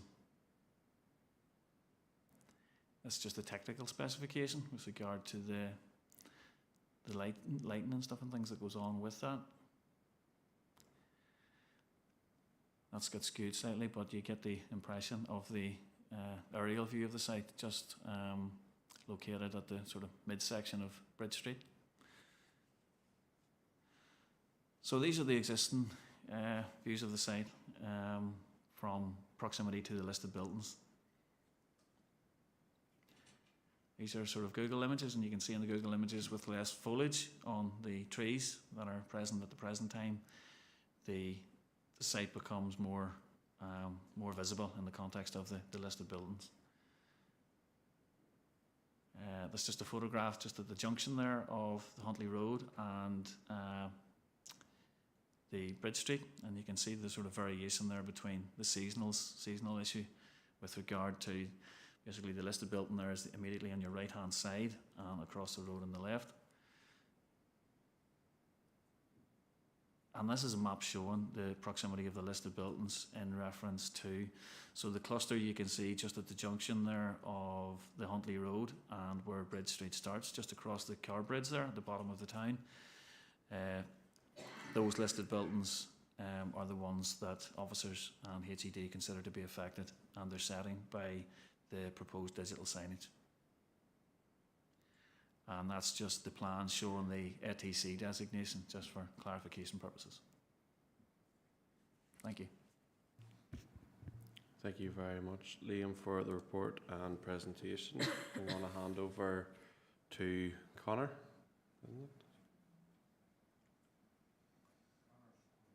Connor's online. Who's speaking? Stephen? Okay. Where's Connor then? Connor, can you indicate to speak for me, please? Okay. Can you hear us all right, Connor? Yes, hello, can you hear me now? Yep. Connor, so you're going to make the presentation here. You have 3 minutes, and your 3 minutes will start as soon as you start speaking. So it's over to yourself. Thank you, Chair and members, for the opportunity to speak today on behalf of Clear Channel NI. Firstly, just the planning described from the outset there is just slightly misleading. The existing signage, yes, is immune from enforcement action. Just the application that was refused was for a prismatic advertisement. It's just that was slightly different contextually. Clear Channel NI have submitted the application and have invested in the highest specification of digital screen on the market. It's approximately 100k per site. With the screen, there is quite a lot of features and technology that comes with it. And as such, I just feel this has been overlooked and misunderstood. It includes the remote device management and smart brightness technology. This responds to the daytime weather conditions. The screen can reduce its brightness should it have to, based on the daytime conditions, and this happens automatically and on a daily basis. So it allows it to regulate itself, and it's conditioned that it would not exceed 300 candelas per square metre, just in line with guidance. The viewing angle is also set to 110 degrees horizontal and 110 degrees vertically. Outside this viewing angle, the screen would appear black off and not visible. Again, just restricts the light pollution and helps with the streetscape and the impact it has. The range of the screen is approximately 60 to 70 metres in this location based on the siding and the location of the screen. Clear Channel currently have 10 of these installed throughout Northern Ireland, and there's been no adverse impacts to date. Additionally, there was another drawing submitted to the case officer in September 24, which illustrated the viewing angle and the range of the screen along Bridge Street. I don't see it present today in the report. If standing directly outside, for example, number 38 Bridge Street, you wouldn't know that the screen was technically on, so there's just a lack of information shown there today. Also, due to the existing street clutter, signage and trees, the proposed screen would not be fully visible, becomes fully visible at approximately 60 metres away. Again, just further on the screen itself, the pixel pitch and resolution is that great. The proposed advertisement would appear exactly the same contextually as a paper poster currently found on the gable wall. HED have concerns in respect of moving kinetic electronic images. Clear Channel NI do not advertise moving, flashing or video artwork. Instead, it's just a simple static image shown on the screen. There'll be no greater impact again than the 48 paper posters you see on site, and this can be conditioned. In respect of amenity, there was comparative analysis submitted as well, which haven't been shown today, and we feel that obviously had this been shown, we could demonstrate that amenity is not harmed, and we can conform with the necessary policy within the assessment of the application. The scale and massing is obviously significantly reduced compared to what's on site. And again, just on behalf of Mr. Stephen Nettle, who wants to speak today as well, Armagh and Banbridge have approved contextually similar digital applications located to listed buildings in Portadown, and he feels that he's slightly been discriminated against and not being dealt with fairly in the assessment of this application compared to other towns. Thanks for your time. Sorry, Connor, I think you got everything in there that you needed to get in, and it's very much appreciated, so thank you. Members, over to yourselves for any questions. Councillor Duffy? Yes, Chair. Would either Connor or Liam answer this? Would these signage, they would be a lot more environmentally friendly rather than using paper, timber constantly, replacing advertising? Okay, I'll bring in Connor first, so I will. Yeah, thanks for that. So from an economic point of view, we obviously have initiatives to become completely carbon neutral by 2030 and stuff like that. This is obviously working towards that. This would take bill posters off the road. Paper postings would be reduced. We post this on a weekly basis. So paper posters would be dramatically reduced. It obviously helps contribute towards our carbon neutral stance for 2030 and stuff. So this is part of the initiative to try and achieve that. And again, yeah, bill posters off the road travel, paper posters, things like that, it's significantly reducing the need requirement for that. you, Connor. Councillor Duffy, do you want to come back in, or do you want Liam to come in? Liam too, and I'd like to also add, did you take into consideration the one in Portadown, Liam, when you were considering this one? Liam, if you want to indicate for me, please. Thank you, Chair. Yeah, essentially, look, I didn't have any information on the environmental side of the proposal, so I probably can't comment on that. We didn't have any of that information, so probably what Connor has said can put a bit of light on that. In respect of the Portadown one, I mean, it's a different site context, but yes, obviously, because it did come before the Planning Committee, we are aware of it. But the objections that we had from the Historic Environment Division on this particular application meant that, you know, we either had to suggest that we disagreed with them, or we took on board the comments and looked at it in that context. But I suppose every site context is different, and the Portadown application, albeit it is for a digital sign, has a different site context to what we're looking at here, because of the disposition of the listed buildings and the ATC zoning. Thank you, Liam. Councillor Duffy, do you want to come back in?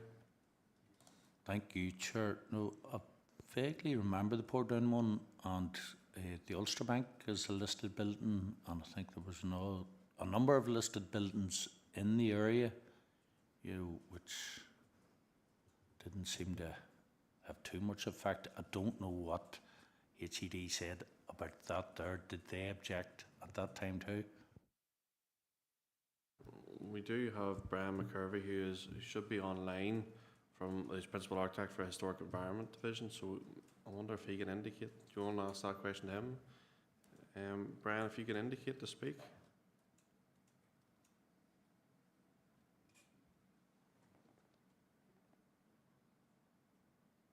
Nothing coming up.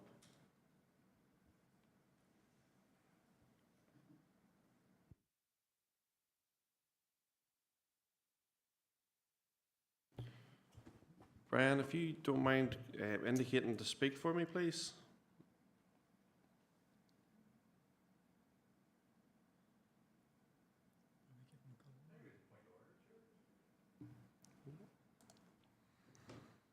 Yeah, it's just basically how we arrive. And I'm not against this in any one way. So I'm just curious to understand. To have an HED representative present on an application is not something that I don't think I've ever come across in my years here in committee. So I'm just curious as to how we've had, or how we've arrived at an HED representative being online or being in the meeting. Either or, doesn't matter. And it's not that I'm against that, I'm just wanting to understand how, because is it something we have requested as a council, or is it something HED have specifically wanted to come and defend?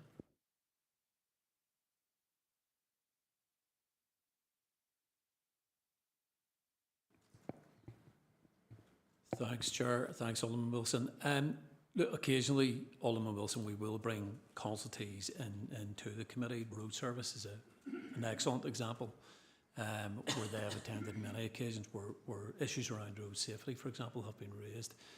Rivers Agency have also attended. So in this particular case, because there is a strong objection from Historic Environment Division, I'm not sure Liam can confirm whether they were invited or whether they wanted themselves to attend. They have attended committee on one other occasion. It was a few years ago in relation to a listed building in a rural area, and I think it was an extension to a listed building in a rural area. So the precedent has been set previously, but Liam might be able to confirm whether they asked to attend or whether we suggested they attend in order to help deal with any queries that members may have. Thanks, Chair.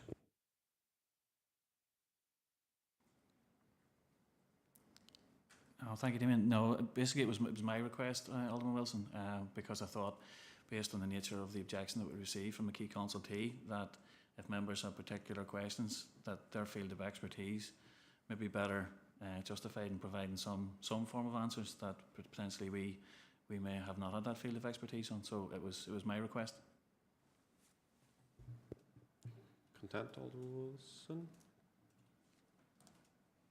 No, it's good to know, and it's good to know we have the capacity to do that, because I think it would have been useful on other occasions as well. I can think of Rich Hill Women's Institute windows, which was a shocking decision in my view, and it would have been very useful to have them along, because I ended up having to meet them privately myself, you know, and obviously not take part in the committee meeting as a result of that, but that would have been ultra useful. So I think we need to tighten up on that just going forward. If there is something where HED have an involvement and they're making a song and dance, I think, you know, it would be useful to have them here.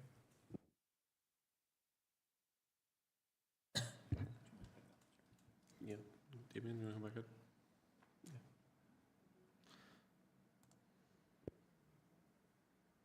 Thanks, Chair. Yeah, noted, Alderman Wilson. I suppose, look, just to mention that there is an element of goodwill there as well. The consultees, in most cases, will cooperate in terms of attending committee when we do ask, but there may be occasions where, for whatever reason, they're unable to, but certainly we'll follow up on that and ensure that we liaise with them going forward in relevant cases. Thanks.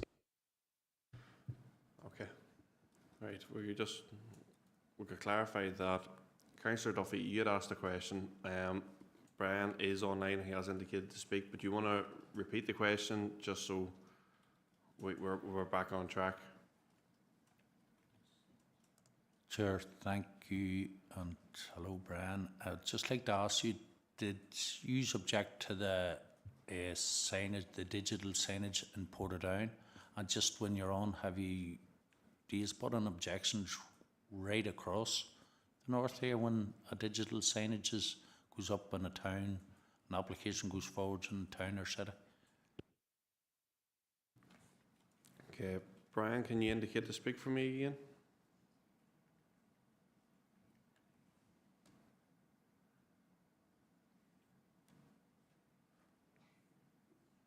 Brian, if you just indicate to speak, I can then bring you in.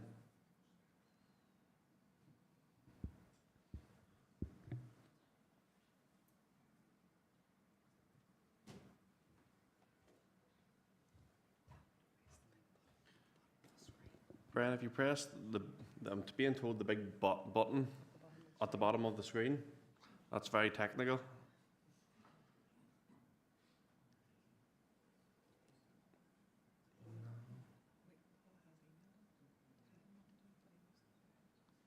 Brian, he did hit, yeah. You had hit it a couple of times, Brian, to come in, so if you want to press it again for me.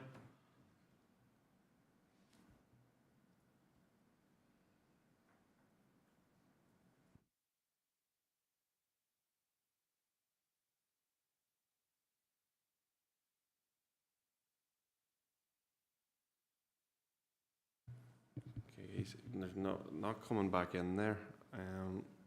So look, I'll make a note of that question, and if he does indicate to speak, I'll bring him back in. Councillor Dowd. Thank you, Chair. There's a number of listed buildings here: 67, 50, 56, 69, 71, 73 and 75. Now, I didn't get checking them all, but I got checking most of them. They're all at the other side of the road. Now, there's 4 lanes in the middle of the town there. You know, how's that going to impact on this screen? Or am I missing something? I'll bring in Liam, see if you can maybe shine a light on it.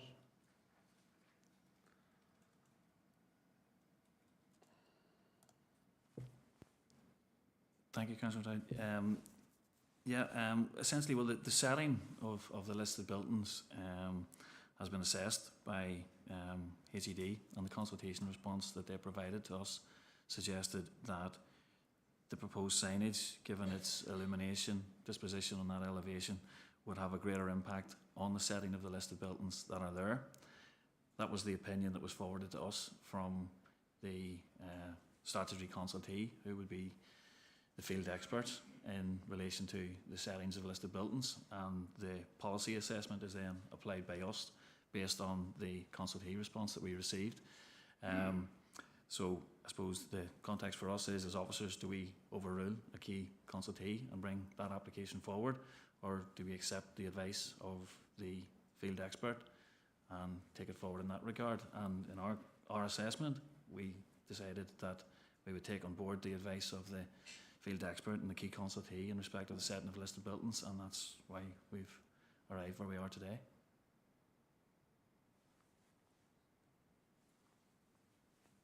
Thank you, Liam. Councillor Dow, do you want to come back in? Thank you, Chair.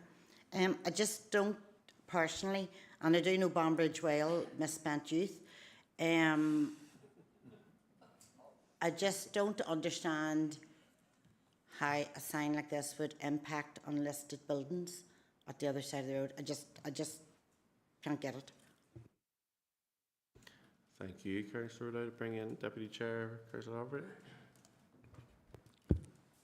Thank you, Chair, and thank you, Liam. I suppose the Portadown one's been mentioned. I did a wee bit of searching there, and saying that the Portadown one was a delegated decision by officers in August of 2023 and did not come to committee for consideration here.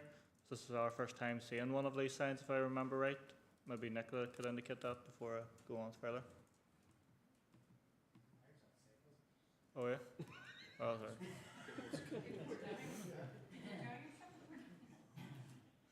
Thank you, Chair.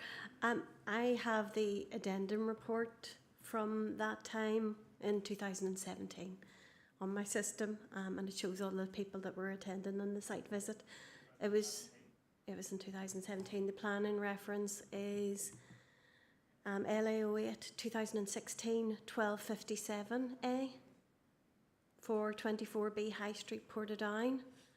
And there were two reasons for refusal, and one of them was due to historic buildings having concern in regards to listed buildings and the distances and the numbers of the distances to those listed buildings and which listed buildings they were. So that's all within that report. So yes, that was a consideration at the time. Members of sorry, Nicola, did that come before 2019 when I came on? Just trying to remember, because it didn't spark before my time, Chair. Apologies, that's why I wasn't wondering my mind going there.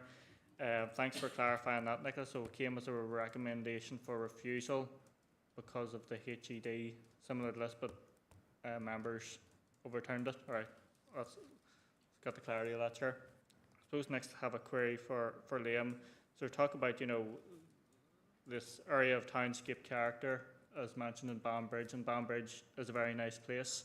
So is it the view of officers that should the sign go there, that will create like a startling impact for drivers and pedestrians and sort of be out of aesthetic, particularly at, I suppose, the darker winter and autumn nights when the sign's going? Because I'm aware of that one in Portadown and I certainly find it quite startling, particularly in the evenings. So maybe if Liam could articulate some of the views on that side of it.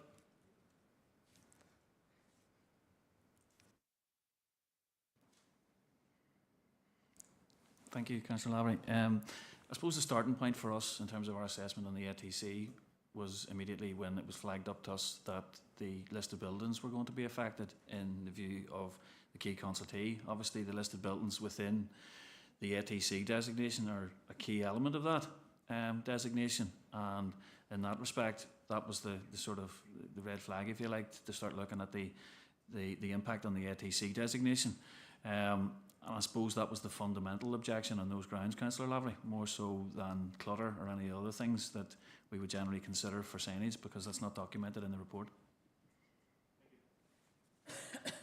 Thank you, Liam. Members, I'm going to try and get Brian on here. There he's there. Brian, can you hear us all right? Brian, do you want to take us off mute?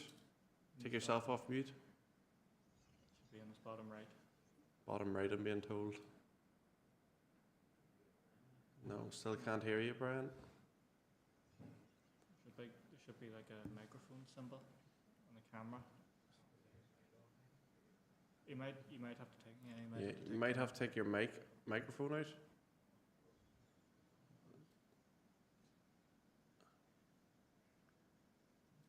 No, still can't hear you.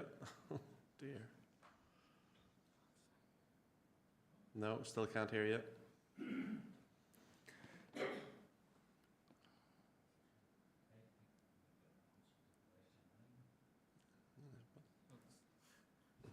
Give him a chance.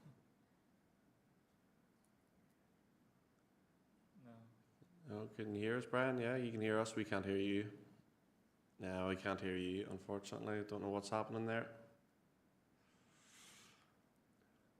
We'll move on with other speakers here. Brian, see if you can get that, have a wee footer about there and see what you can get sorted. We'll go to Councillor Wilson. Councillor Wilson, you're on mute too. Still on mute, Councillor Wilson? Don't tell me there's something wrong with our system now. No, the Connor was on okay. No, I'm definitely off mute. Yeah, you're definitely off mute now, don't worry. Yeah, okay, can you hear me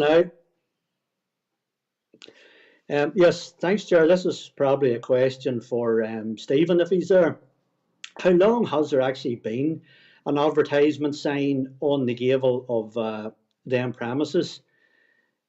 Thanks. Thank you, Councillor Wilson. I'll bring in Stephen now for you. Over 30 years, it's a double billboard, and we're requesting one single digital billboard, which would actually take up half the space. Thank you, Stephen. Councillor Wilson, do you want to come back in? Yes. Nope, that's fine. Thanks for answering the question, Stephen. Much appreciated. Thank you. Thank you, Councillor Wilson. We'll try Brian one more time. Hello, Brian? No, still on. You're still on mute or on silent. Try taking his earphone. It's the way you would have configured the speakers. If you want to take your earphones out, unplug them. It might not work now. You need to change his wee thing in his audio settings. That's a lot more. No. Still not hearing you, Brian, unfortunately. We'll move on to Councillor Flaherty. Councillor Flaherty, you want to come in? Yeah.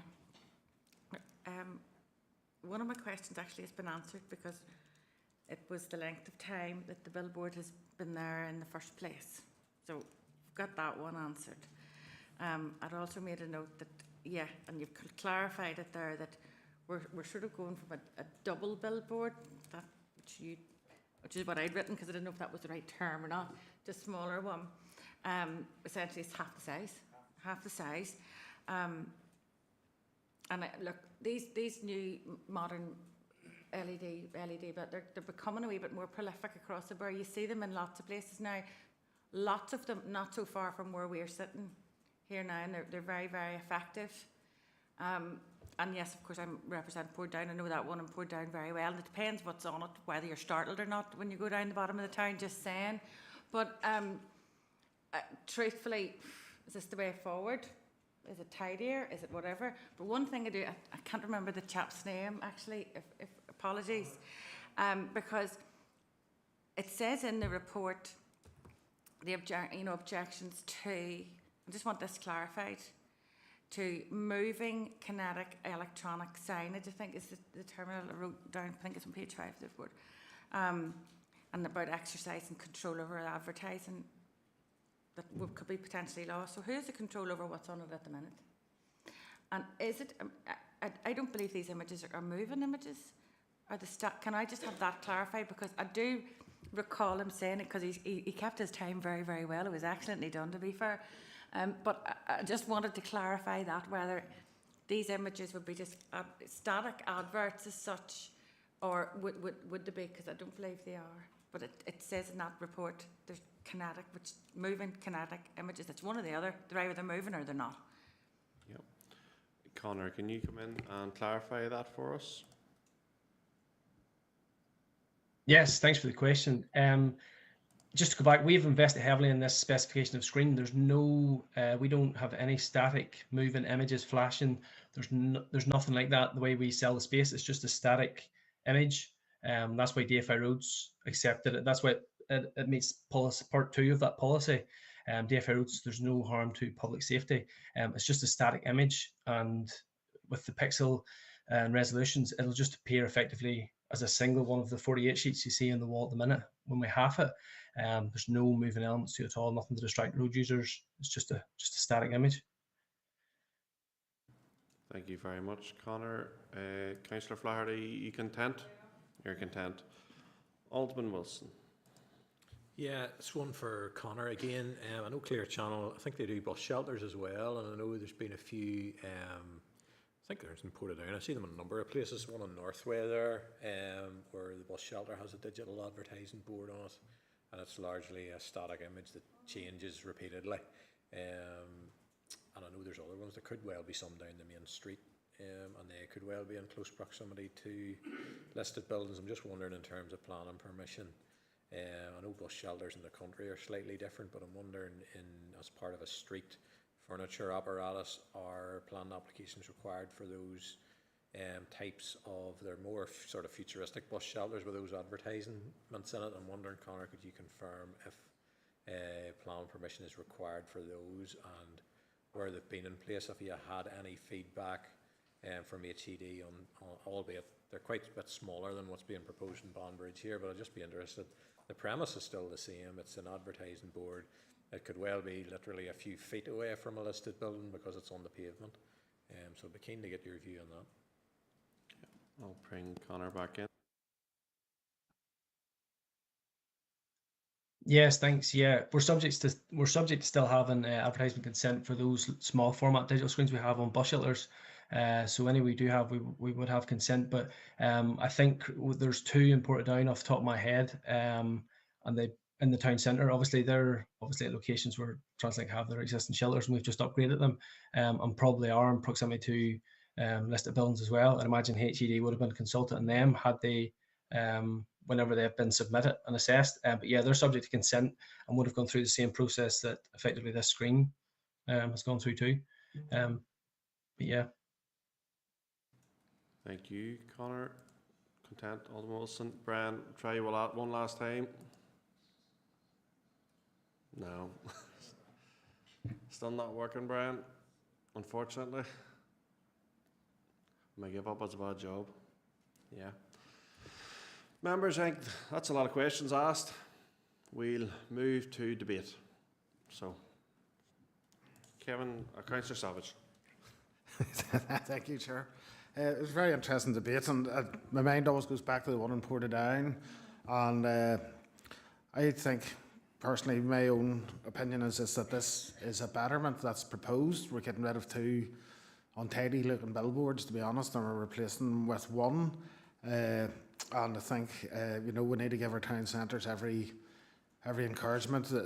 Whilst they're historic and things like that, they need to keep moving and evolving. If they stand still, they'll turn into tourist attractions. So they will. So this is something that's going to happen more and more. I don't think it's going to have an impact on the heritage of the town at all. And I think that based on what I've heard today, that I would be minded to. Reject the recommendation by the officer and approve the application. So that's just my thoughts, Chair. Thank you, Councillor Savage. Councillor Wilson. Thank you, Chair, for letting me in. I'll just refer back to my initial question to Stephen, and I could probably contradict him because I'm actually looking at a picture here, and it's dated from 1961. And there was a billboard at the end of the building, the White House, advertising Robert McElhenney Opticians, and it was a double billboard then. So this billboard of advertising has been in place for a number of years. And I have to concur with Councillor Savage. We have to move on. This business has been at the heart of Banbridge for a number of generations and has supported the town and maintained their business over a number of years and generations. So I think this is a betterment for the town. I think it's better than some of the traditional paper billboards, which become unsightly if the weather conditions are poor. So I'm minded on the same frame of mind as Councillor Savage on this one. Thank you, Chair. Thank you, Councillor Wilson. The billboards are as nearly as old as you then, is what you're saying. I'm not giving her a chance to reply to that. We'll move on. Alderman Wilson.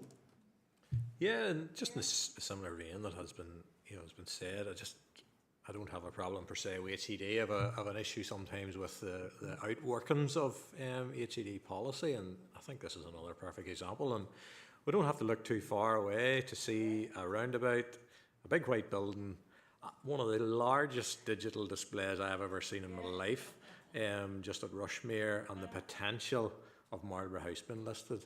And what's HED going to say about that? They're going to, instruct Rushmere. No, they're going to say, well, cart before the horse, chicken before the egg. These things happen. So, but to me, it just makes a bit of a mockery of the whole thing, to be honest. So, I'm on the same vein. I think there's progress to be made in terms of advertising. I get the whole environmental aspect of it. I get what Councillor O'Dowd says in terms of the buildings, being some distance away across 4 lanes of traffic as well. So certainly compelling arguments to, whilst we understand HED's position, we're a committee, that's why we're here. Otherwise there would be no need for a committee, because there'd be no point in being here if we don't bring our opinions and our thoughts and our pragmatism to this committee. So I think that's our duty.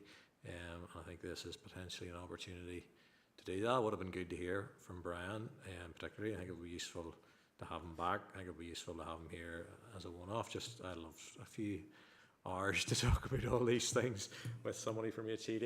I find it very interesting. So on that basis, I'm in line with what's been said here, and we could even bring Rich LWA back at some point, maybe the same enthusiasm. Sure.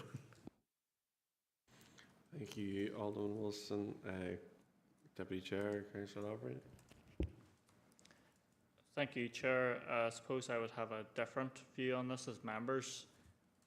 Judging by the Portadown one, I would view it as unsightly and inappropriate for the town centre location. And I can see this Banbridge one going the same way. As Liam pointed out there, I think there was previous applications in 2007, 2008 that were dismissed. And the only reason those billboards are still there is they're immune. For me, there would be a clear impact on the Banbridge area townscape character. And I think it would just be unsightly if it is placed there. So I think officers have come to the right conclusion that it should be refused, and I would disagree with members on this. I don't necessarily see this as an improvement at all. I think see this as actually a step back. Maybe we should be doing away with billboards in general. Obviously not the view of this, not the topic of the debate at this time. We can only decide on what's in front of us, and I would not see this as a betterment in any way, Chair. So I certainly am content with the recommendation to refuse in the interest of protecting the nice town centre of Banbridge.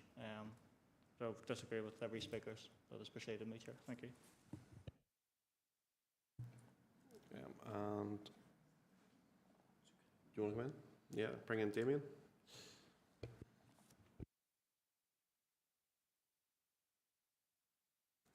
Yeah, thanks, Chair. Members, look, there's been a lot of discussion. It's been a brilliant discussion, actually, and as to Alderman Wilson pointed out, there's a real purpose to this committee, and that is that members bring insight to this that planners don't always do. But I suppose just to elaborate on some of the points that Liam has made, I just want to sort of some caution around comparisons with Portadown, because Portadown, unlike Banbridge, in Banbridge, the site's located within an area townscape character, so we're talking about a quality townscape because of the built heritage features that are within that part of Banbridge Town Centre. Portadown Town Centre is also a quality, but we're talking about an area of townscape character, so there is a distinction between the two.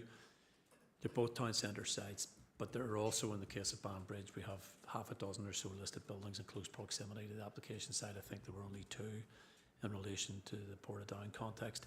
So there are some differences. It's just so that members don't try to maybe make the point on the basis that the two are very similar. There are some distinctions between them. Having said that, a lot of good points have been made about the fact that there are 2 adverts on the building already, and that absolutely has to be taken into consideration. But look, just thought it'd be useful to make that point, Chair. Councillor Duffy. Yes, Chair, totally understand there is differences between Banbridge and Portadown, but if Banbridge wants to become more like Portadown, you know, I'm not going to stand in the way. Definitely not.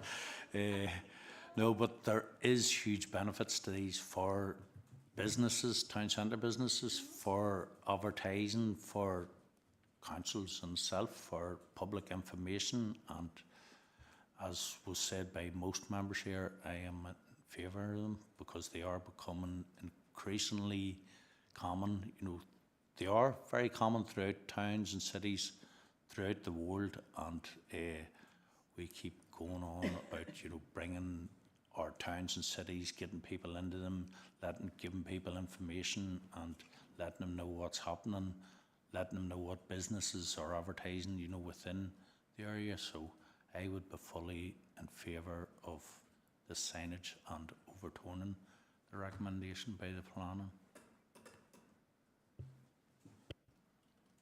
Thank you, Councillor Duffy. Councillor O'Dowd. Thank you, Chair. I totally agree with Councillor Duffy. I think we, as the mid-generation, have to move forward with the younger ones, and technology's changing. It really is.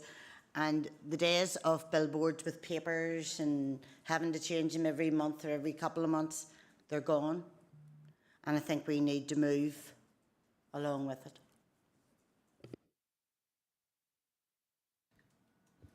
Yeah, thank you, members. A lot of good points raised there, and I don't usually comment on planning applications come before us, but when I look at this one, it sort of ticks all the boxes that we've all talked about. It's more environmentally friendly, it's more economic, it's a betterment rather than making something worse. It's replacing two horrible looking billboards that will peel when we get a bit of wet weather, and in Northern Ireland we get a wee bit of wet weather every so often. And these boards, they're becoming more modern. They are more controlled when it comes to light pollution. I'm not a big fan of these LED boards, but when I see a betterment, you know, I can recognise a betterment. So I'd be with many of you on this sort of train of thought in Banbridge, and look, we'll see what happens. So members, I'm going to throw it over to you. We have to make a decision on this item. Councillor Duffy. Chair, I propose that we overturn the decision to refuse the application and that we accept the application for this digital signage in Banbridge. Okay, thank you, Councillor Duffy. Councillor O'Dowd. I'll second Councillor Duffy's proposal. And Councillor Lavery. Thank you, Chair. It appears I'll be in the minority on this issue, but to put it simply, Banbridge Town's a star county down. It's not the Las Vegas Strip, and I'll be opposing this proposal for a LED light based on the impact of the area of townscape character in Banbridge. So I think if I have to propose that, or do I just go for a vote on Councillor Duffy's proposal? Unless there's a seconder there for mine to accept the original officer recommendation.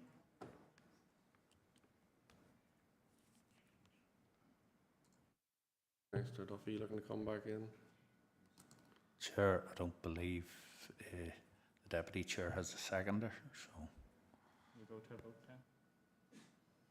We go to a vote. Okay, members, we will go to a vote. So we are voting on Councillor Duffy's proposal that we overturn the officer's recommendation and to refuse. So we are overturning that, and it was seconded by Councillor Dowd. So members, it'll be in front of you. Please vote.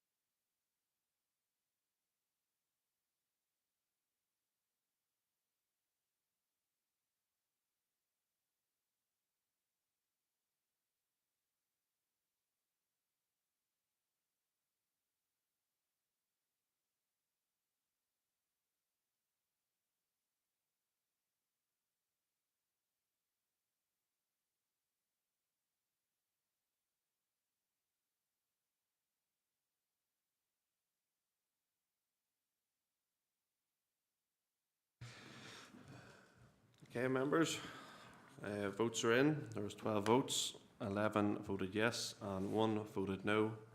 So the proposal from Councillor Duffy carries. Thank you very much, members. Thank you, Stephen. Yep, no problem. And thank you, Connor. Thank you, Brian, as well. Hopefully, Brian, next time we get the technology fixed and we'll have you back in no time. So thank you very much. And we'll move on to our next item, which is Appendix 3, application number LA08 2023 2664F, and it's for Mark and Gail Davison and is for approval. And Nicola is going to present the report and PowerPoint presentation. Thank you, Chair. This application seeks a replacement dwelling. It's been presented as there are 4 objections from 4 addresses. The issues raised have been considered in full within the planning report. The access to the site was amended during the processing from Birchwood Court to Knocknamuckley Lane, and this was one of the main issues of concern, and it no longer applies. A planning report and addendum has issued to members. In terms of the principle of development, the main policies are CTY1, CTY3 of PPS 21 for replacement dwelling. In this case, officers accept that the proposal meets the full requirements of the replacement policy. Policy CTY3 requires a building to be replaced to exhibit the essential characteristics of a dwelling and, as a minimum, have all walls substantially intact. This has been accepted in this case. The site is set back off Knocknamuckley Lane in a well-enclosed field. Officers consider the site can integrate and will not impact the rural character of the area. There are no objections raised by the consultees, DFI Roads, NED and NI Water. A biodiversity checklist and bat survey have been provided. The recommendation is to approve, and I'll just go through the PowerPoint presentation.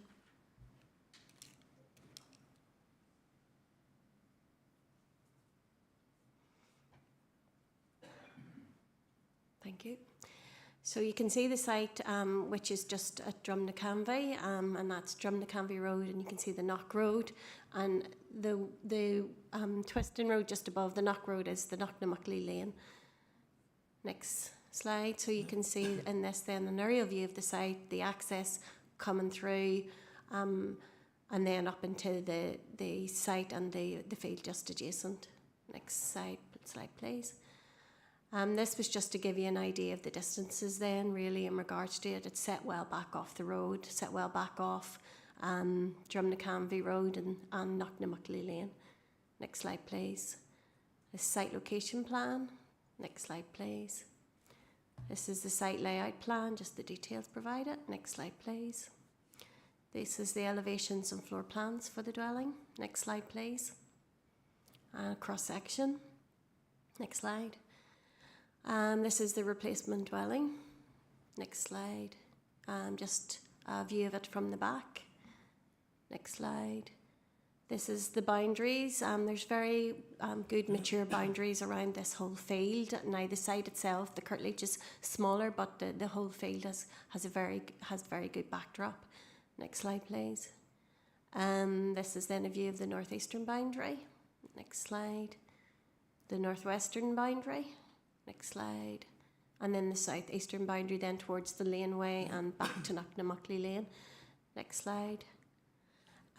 This is then a view from Birchwood Court. This was the original access proposed. You can just see the house, the wee arrow pointing to the replacement, but as I said, this is no longer the access which is proposed. It's been moved to the other side, so this won't be used, but this is, as I said, part of the objections raised from the residents in this courtyard, in this immediate area. Next slide. And this is the view just towards this small housing development. Next slide, please. This is the proposed access now, just off Knocknamuckley Lane. You can just, the top slide shows it from the outside heading in. Next slide, please. This is a gateway. There's a few vantage points along Knocknamuckley Lane, mostly because there's gates. There is an orchard in this field, and given this is winter, there's not a lot of vegetation or foliage on it, but the site is set back off the road. You can just see it in the distance. Next slide. A view then from Knocknamuckley Lane, one of those properties that's just north of that previous slide. Next slide, please. Oh, that completes the presentation. Thank you.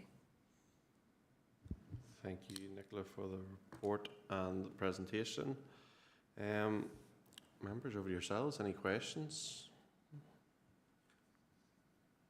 I have nobody indicating to speak.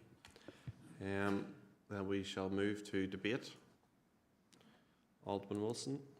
Yeah, other than to say it's one of the better, existing buildings we've looked at in terms of a replacement. So I'm surprised it's here. Well, obviously it had objections, but certainly, to my view, meets the criteria in terms of the significant amount of the building that remains in place, and it very much looks like it will as well, without going into it in too much detail.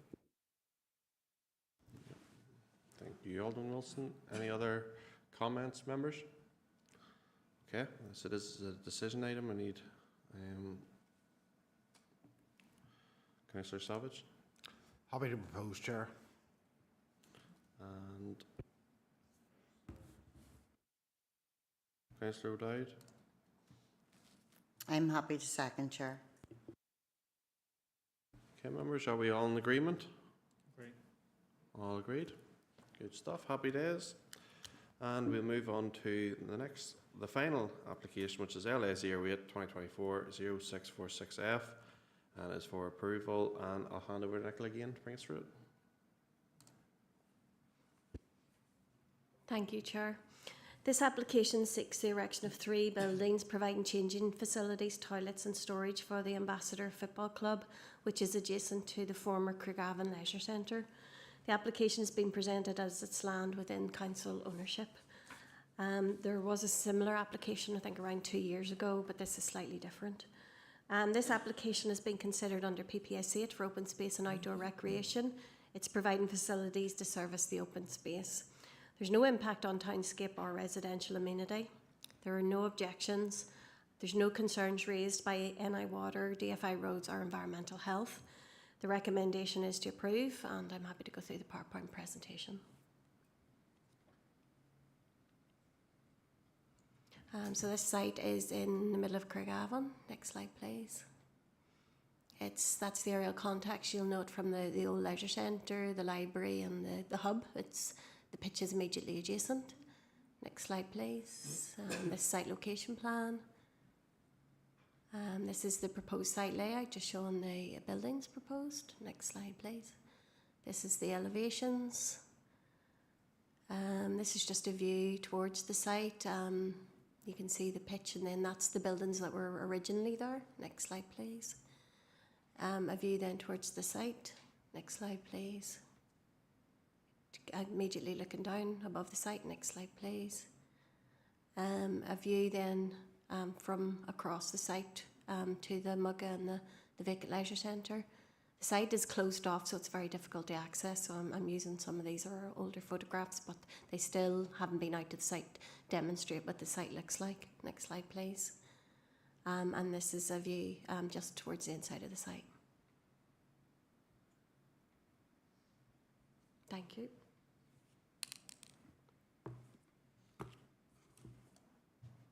Thank you, Nicola, for the report and presentation. Members, any questions? Okay, any comments? Councillor O'Dowd. Thanks, Chair. I think this is well overdue because that ground has been laying now derelict for quite some time, and I think it'll benefit everybody. Having toilets, etc. there is really going to be a big help for the people that uses the pitches in the surrounding areas. So I'm quite content and quite happy with this. Thank you, Councillor O'Dowd. Alderman Wilson. Yes, similarly, I know Stuart Glass and the ambassadors there, they do great work, and this is well-used facility, and this will really complement it. And I know they've put a lot of effort and time into this whole project, and it's great to see sort of a former council facility being brought back to life in some aspects and being a use to the community and wider welfare of young people in the area. So yeah, it's a good story. Yep. And Councillor Albright. Thank you, Chair. Yeah, I completely agree with Councillor Dowd and Alderman Wilson, and I'm pleased that Nicola actually brought that up about the previous application, because I thought I was experiencing a bit of deja vu. Was that, have we not already decided this, being 2 years back? I agree, it's a very well used site there, and you know, the containers that are on there present are obviously not great. So to provide these purpose-built changing rooms and toilet facilities, I think it'll be widely received. So very clear-cut approval in this case, and you know, wish the club all the best in the future with them. Yeah, totally agree with that. Members, decision. Councillor O'Dowd. Thanks, Chair. I'm more than happy to propose this so we go over the recommendations. Okay. Alderman Wilson. Yeah, happy to second. Okay. Members, are we all in agreement? Agreed. Agreed. Perfect. Members, that is us, and that ends my time as chair. Do you want to come in? Yes, come on in. Chair, it's customary to thank the outgoing chair at the end of the year. I don't know where this year's went, it's been really quick. But on behalf of our party group, and I'd like to thank you for the manner in which you chaired meetings. You heard everybody out, you encouraged debate, and you brought a bit of levity when it was required at times, you know, because it is difficult chairing planning committee, particularly given the length of times at the meeting, and it's hard to keep all them moving parts going. So you've done it admirably this year, Chair, and it would be remiss if I didn't thank you for the manner in which you've chaired these meetings. So good luck in the future. Thank you, Councillor Savage. Councillor Duffy. Yes, thank you, Chair. It's just on the same vein. You've been very professional in the way you've chaired the meetings. A number of ones, including one today, very sensitive. Been very, controversial. Street signage and such things, come up in your term, and you have handled everything excellently, Chair. Thank you. Thank you very much, Councillor Duffy. Alderman Wilson. Yeah, just from our own party perspective, I thought you'd do a good job, and as a new councillor, I thought it would be a great, building block for you, and you've really proved that, and it's been good to see you in that position, and I suppose you've been a true chairman, because you've allowed everybody to say what they want, and you haven't at times given your own view, which is the real mark of a real chairman, when you're allowing everybody else to speak at the sort of to defeat your own views in many cases. So that's a good trait, and you've done really, really well. And no puns, Kevin, at all. Like, he's done very well. Missed out. Yeah. Thank you, Alderman Wilson. Councillor Overy. Thank you, Chair. Yeah, I just want to pass on my own thanks as well. Here, it's been a very smooth year. Busy year for yourself as well. Obviously, your marriage and everything in the middle of it. Certainly, it didn't deter from your commitment to the committee. I think meetings were well chaired, and just want to put my own thanks on record as well to all the officers.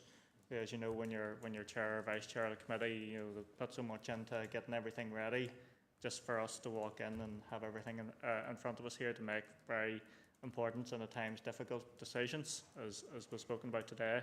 And I just want to wish as well the Sinn Féin ones understand the chair and vice chair next year, so fair play to us. It'll be a busy year for whoever chooses. I don't know why that's Councillor O'Dowd putting her hand up there. But no, just passing my own thanks, Chair, and as well to all the officers and staff involved as well. Yeah, thank you, Councillor Overy. Alderman Kennedy. Thank you, Chair.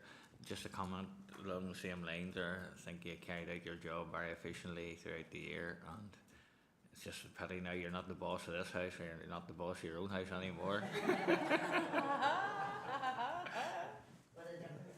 I know. Came in very young and very determined, and now I've been quickly put back in my place now, haven't I? But no, look, I take no credit for anything that I've done over the year. The team behind us, member services, IT, Paula and Ruth, Anne and Kate, keeping me right, keeping you right, more importantly, Damien and the whole planning team, Tom and his whole team, and Elizabeth. And Elizabeth came on, in the last couple of months, and she's fighting her feet as well. But you know, they keep me right, they keep us right, and I want to thank each and every one of you for making this very easy. I haven't had any problems, thankfully. I haven't had to shut anybody's mic off, and I thoroughly enjoyed it. Also, I've just sat there and thought, I think today was the first day we've had a site visit under my chair. So that's the first one. I came in I haven't had one yet. So yeah, under my chairmanship. So there we go. But yeah, no, it's been enjoyable. All the best for the Sinn Féin grouping next month when they take on the chair, and I'll be down there making funny faces and asking hard questions. So yeah, thank you very much. Thank you very much, guys at the back here, and safe home. All the best.